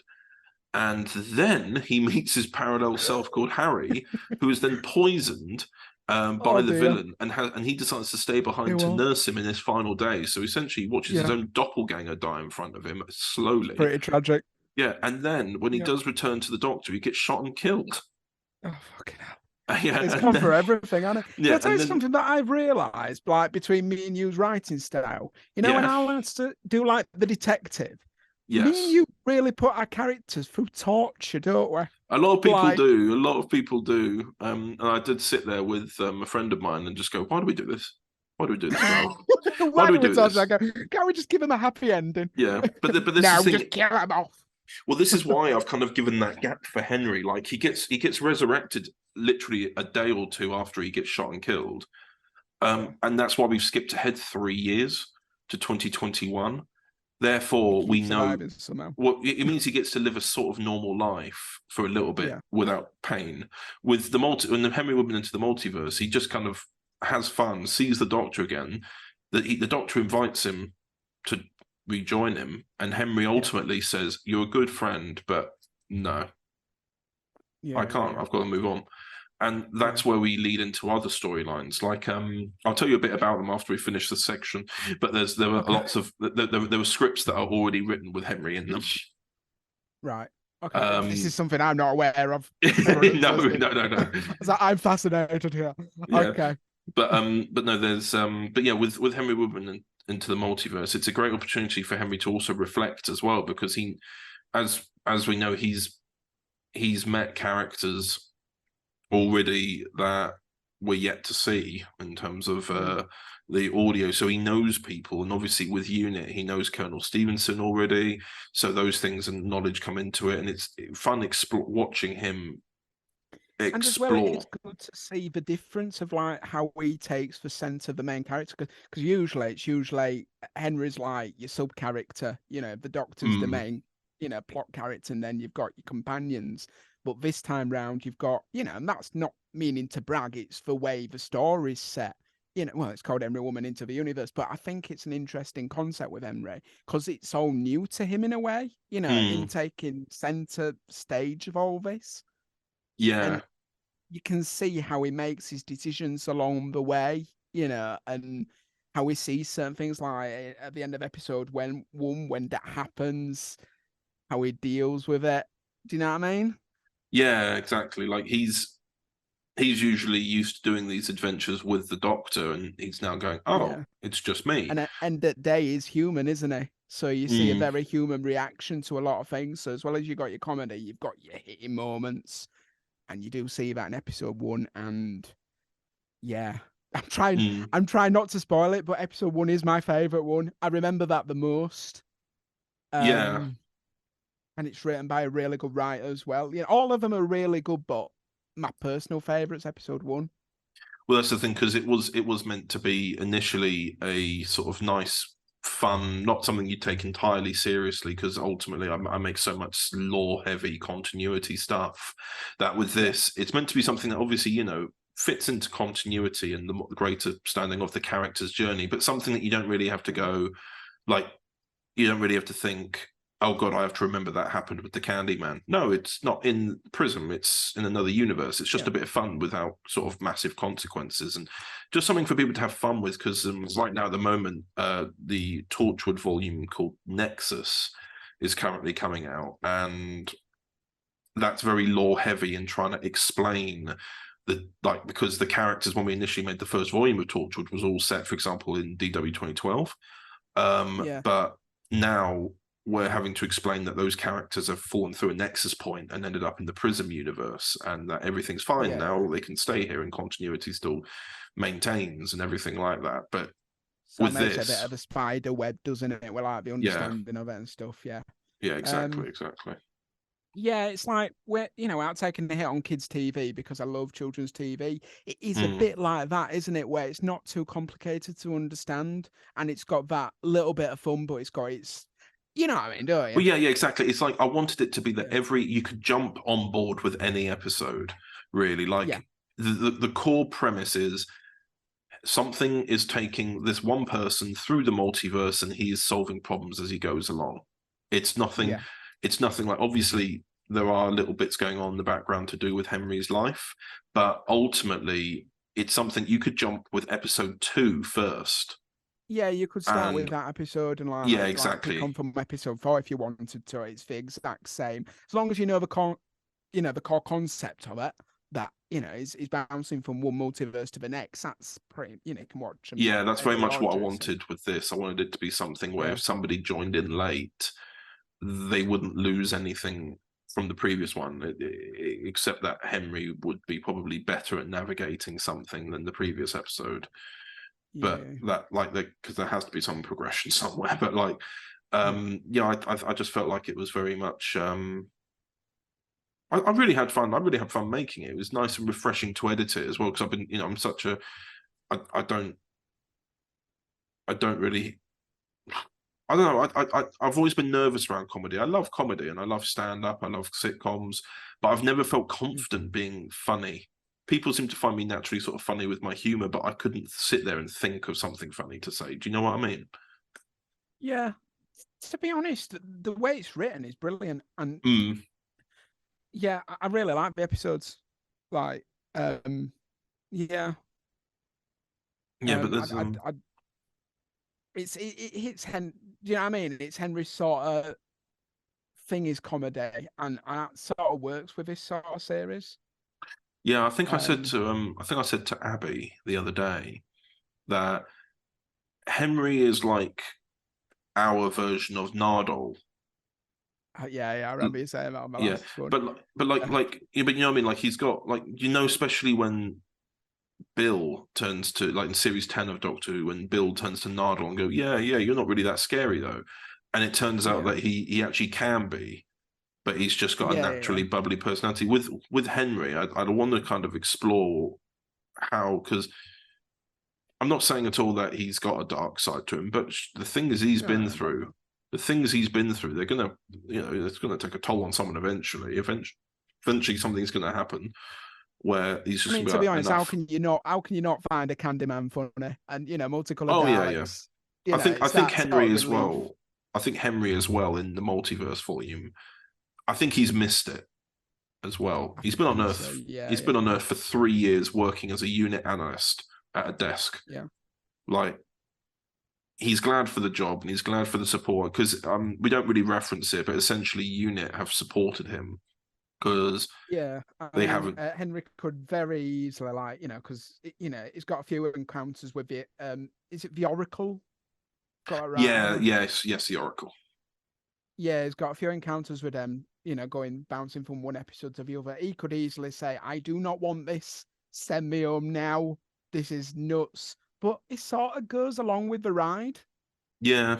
And, it just, that works really well, And it's just like you say, it's a fun little story, each one to the next. Yeah, precisely. I've really enjoyed kind of looking at that, though. It's been really fun to explore those elements and just see what's been. Have you done much comedy since, this sort of series? Well, I don't. I feel like we have. We did a Red Nose Day special that came out yesterday, and that was something that James Sutton had written about the Fomarsi. Yeah. I saw it on YouTube. But I've also not really. I don't know. I've got ideas that would be funny, but I could never. I don't know. Maybe I just need to give it a go and see what happens. Because I don't feel like I'm a. A lot of people find me funny, but I don't think what I sometimes say is as funny as people laugh. Maybe it's just the delivery of how I deliver it, With comedy, it's what you find funny at the end of the day, So it's one of those things where either people jump on board or they'll be like, nah. Yeah, exactly. Like, I quite like deadpan humor, for example. I like the sort of deadpan humor where it's kind of, when I say awkward, I mean like seeing people's reactions is what is the funny thing to me, not necessarily the joke. Problem is with audio, how do you do that on audio? Yeah, exactly. You, like, for example, an episode that's come out today of Torchwood Nexus stars Cravat in it to explain the whole Nexus points. Right. And we kind of explained that via him not really understanding things or just kind of saying things that make people go, "What?" and all this sort of stuff. And that to me, I find amusing, but it's not the same thing as Henry. Henry's kind of got what I'd call, if you were to look at it, Henry's kind of got a Norman Wisdom vibe to him. Yeah, you could say that. I think so. Yeah. But he's always hit by stuff. And but he's also kind of, like, I could imagine Henry rushing to get the tube and getting his tie stuck in the door and then being dragged down the train and going, uh-oh. Because I know but I also know that you would play that fantastically as well. Yeah, because I pretty much do the same thing in real life. So, it's a pretty close interpretation to me, but I love that. Yeah, but Yeah. like it's like imagine like a modernized Norman Wisdom type style thing is what I see. I've watched Norman Wisdom films as a kid. I absolutely loved them. You know, like the way that he accidentally would lean on something, accidentally push down the accelerator to the fire truck, and it would go through a wall, like that sort of thing. I can see Henry going, "Whoops, sorry," and all this. I think he did that actually. Not that specific thing, but he'd make a couple of those sort of mistakes in this volume anyway. But like, Comedy's great when, like, you know, you're not physically forcing it, and you know, like you're pulling a straight face. Yeah. And it's just seemed, well, like you say, the reactions and like, have you seen Only Fools and Horses? That sketch where like it leans towards Del Boy leans towards like the pub door, the bar. you know, like, the bar bit, Yeah, he's leaning on it. He stands up and points at something, and meanwhile in the background somebody lifts it up and walks through. Yeah. And he goes, could easily make like a facial expression going, oh, but he doesn't. His face is completely still. blank. He just completely tenses up and falls. And that makes it even more funnier. And it's, yeah, I know what you mean. That sort of humor. Yeah, like a lot of my humor is quite visual. So audios, it's trying to find the balance, and I think with audios, it has to be the way a character navigates a sort of semi-silly situation anyway, and which is why I think I am genuinely I'm not. Even though I know I've not had a hand in a lot of the writing of it, I'm so pleased and proud of how this volume has come out. Yeah, you should be. It's really good. It is really, really good. I've been doing it with you for 7 years, and we've never gone down this route. So it's an interesting route to go down, and it's fun. You know, you've mentioned it yourself. It's just a fun thing to do, innit? Yeah, exactly. And it's nice to do something like this because, you know, with Doctor Who stuff, sometimes people take it quite, and I say people, I me included, but it's always taken as something kind of be like really gritty or serious or something like that. But sometimes just a little bit of camp in there. There's no harm at all. A bit of light relief as well. We've just come out of lockdown, so something that's a little bit more light relief than having it too much. You know, exactly. To like debate about and get, you know. That's the thing. I came up with a few variants for like possible second volumes or something like that. Yeah. Like Henry Woodman into Space and Time. All right. Or like, you know, they're just like I feel like if it was to be a franchise, so to speak, out of this, it would be Henry Woodman into blank. Yeah. Okay, so it wouldn't necessarily be into the multiverse per series per se. No, it would be like a different thing, is what I was thinking. Like Henry Woodman into the universe would be him accidentally getting teleported on a spaceship, and they're like, "Sorry, we're going this way now," and he's like, "Oh." Yeah. Yeah, just something like that, really basic format, and then you make something out of it. Like it's a cargo ship, and he's accidentally like in the cargo hold, and he's like, "I'm locked in, let me out." And they're going, "Sorry, mate, your cargo." And he goes, I'm not meant to be here. And he goes, "Well, we're not supposed to open the cargo until we arrive." You know, just something silly like that. Or Henry Woodman gets stuck in a lift. Yeah, a whole series stuck about, you know, I'm stuck in a lift. Precisely, yeah. I think I came up with quite a few little things. I can't remember them now. I was talking to Abi about them.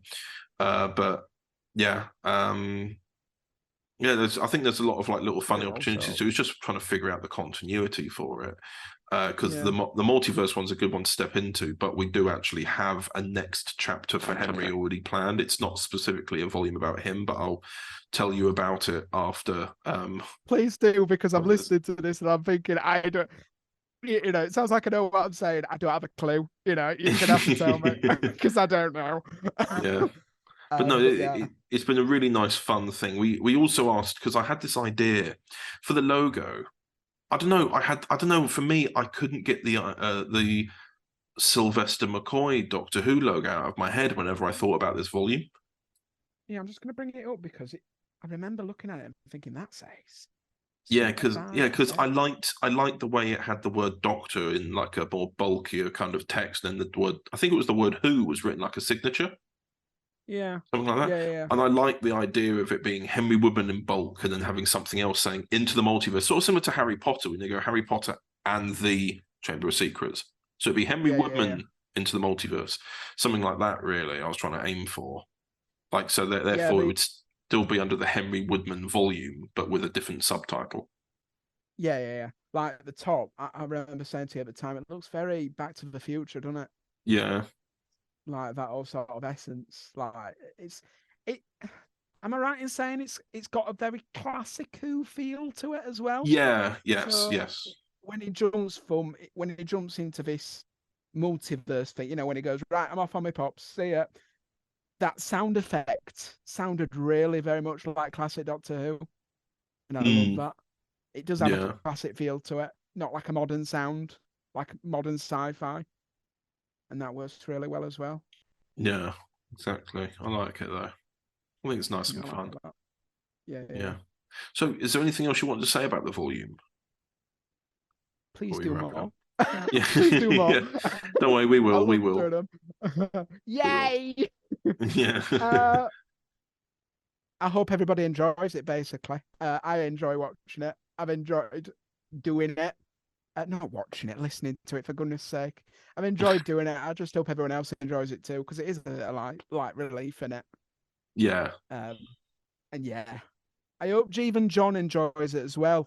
I'm looking forward to seeing what his reaction will be, because he's gone very good with numbers, and the ratings have gone.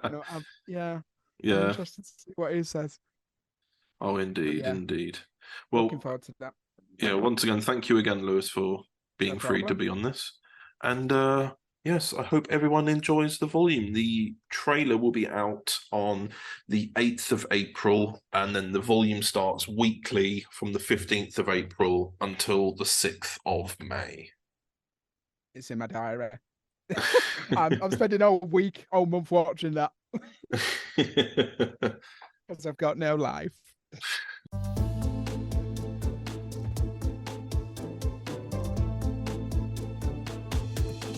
And welcome back to the podcast. And I am still here with Abi Louise. Can I just say? Yes. And I'm going to big you up now. Oh, I love Henry Woodman. I know you do.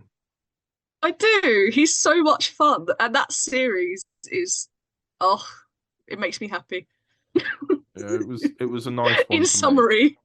It was a very nice one to make, in all fairness, because Lewis just has fun with it.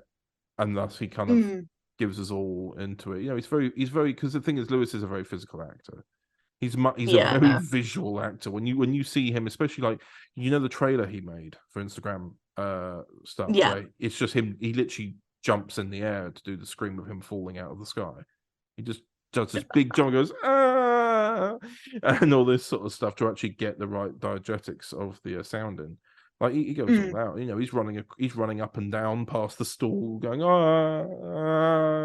That was obviously a more visual thing I was doing, and people listening will not know what I just What all I've heard now is you going, ah. Yeah.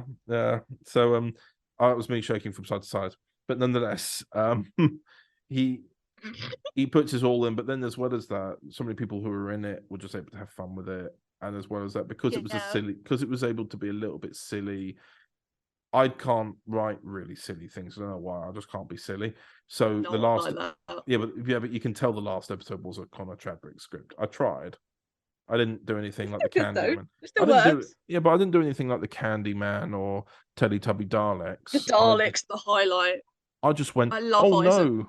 I was just like, oh no, someone who was once a unit soldier in this universe is the Brigadier. It's nothing new. It's not the same level as the Candyman.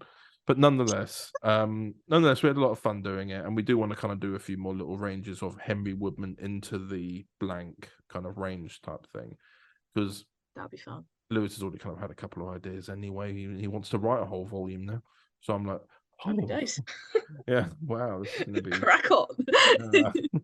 But yes, anyway, so the conclusion of the podcast, I thought, why don't we talk about stuff that's coming up on TT? Because I know that there are things that have been recorded, like we already mentioned, Reanimated 2. It's been recorded, so that's not necessarily just for people listening. That's not something to say that it's definitely going to be out before the next podcast. I don't know what your schedule is. The thing. So the way I personally run TT is I try not to set too many schedules. I try to kind of just let everything go with the flow, rather than like it gets to the stage where I will give someone a deadline if I've been waiting 6 months for a project. But like I tend not to give deadlines out, because then they can schedule it around actual life. Yeah. But yeah, Reanimated 2 is being worked on currently, as is Dickensian episode 6, because that's been recorded. I'm starting editing that tomorrow. So it's very different from episode 5. It's written by Matt Chambers, and it's crazy. It's like Henry Woodman into the multiverse crazy. Honestly. But with no Henry. But with no Henry, with Dickensian, oh my god, no! Why is that? That would be such. You're a thinking carnage. what I'm thinking, aren't you? How manic would that be? Those two hanging out. Oh my Christ, that would be. Oh Lord, get that out of my brain. That would be carnage. Yeah. Also coming up, TT wise, we had a series out a couple of months ago, nearly a year ago, called Alternative War. And episode 2 of that, we have our script reads on the 20th of May for that. Oh, very nice. But now it stars the lovely Mr. Jack Reeves. Plot twist. So yeah, that's being worked on for the 20th. So that may be in the TT backstage waiting to be uploaded by the time the next podcast comes out. Yeah. But again, Fun like times. I said, this is no commitment to say you'll hear it before the next podcast. But nonetheless, there are things like some guaranteed content, like Queer Doctor Series 3. It's still going to keep going out. Queer Doctor in Dickensian, you are guaranteed that'll be out and up. Definitely. Indeed. And obviously, like we mentioned earlier, the we have our second spots, episode. so. Well, yeah, again, I don't know when this podcast will be out, but currently, as of recording, the second episode of The Touch is going to be out on the 14th. Yeah, true. That's very true. So if this is out before then, not long now. But yes, indeed. No, this all sounds very fun. From an Overton side of things, I've got Supers Volume 2 coming out. Starts. Sorry. Yes, you very much enjoy Supers, don't you? But I do enjoy Supers. It's fun. The trailer is out on the 13th of May, so 4 days from now. The day before The Touched, episode 2. and wow. Then Supers we timed that well. Yes. And then Supers Volume 2 will be coming out weekly from then on, from the 20th of May until the 10th of June. Nice. That's Overton's side of things. I just make one thing a month. Yeah. One weekly thing a month. You got to think though, and it's not. I know stuff is starting to shift around, and it's not so much. It's more. It's becoming more of a team effort. You got to think TT is literally a team thing. So, well, yeah. Like I say, we're all broken into our own little sections, so it looks like we have more content, but we don't. Because, well, I've only got Dickensian out this month because that's all I've edited. So it's like the same equivalent, really. Yeah. But because we have like a team, because we have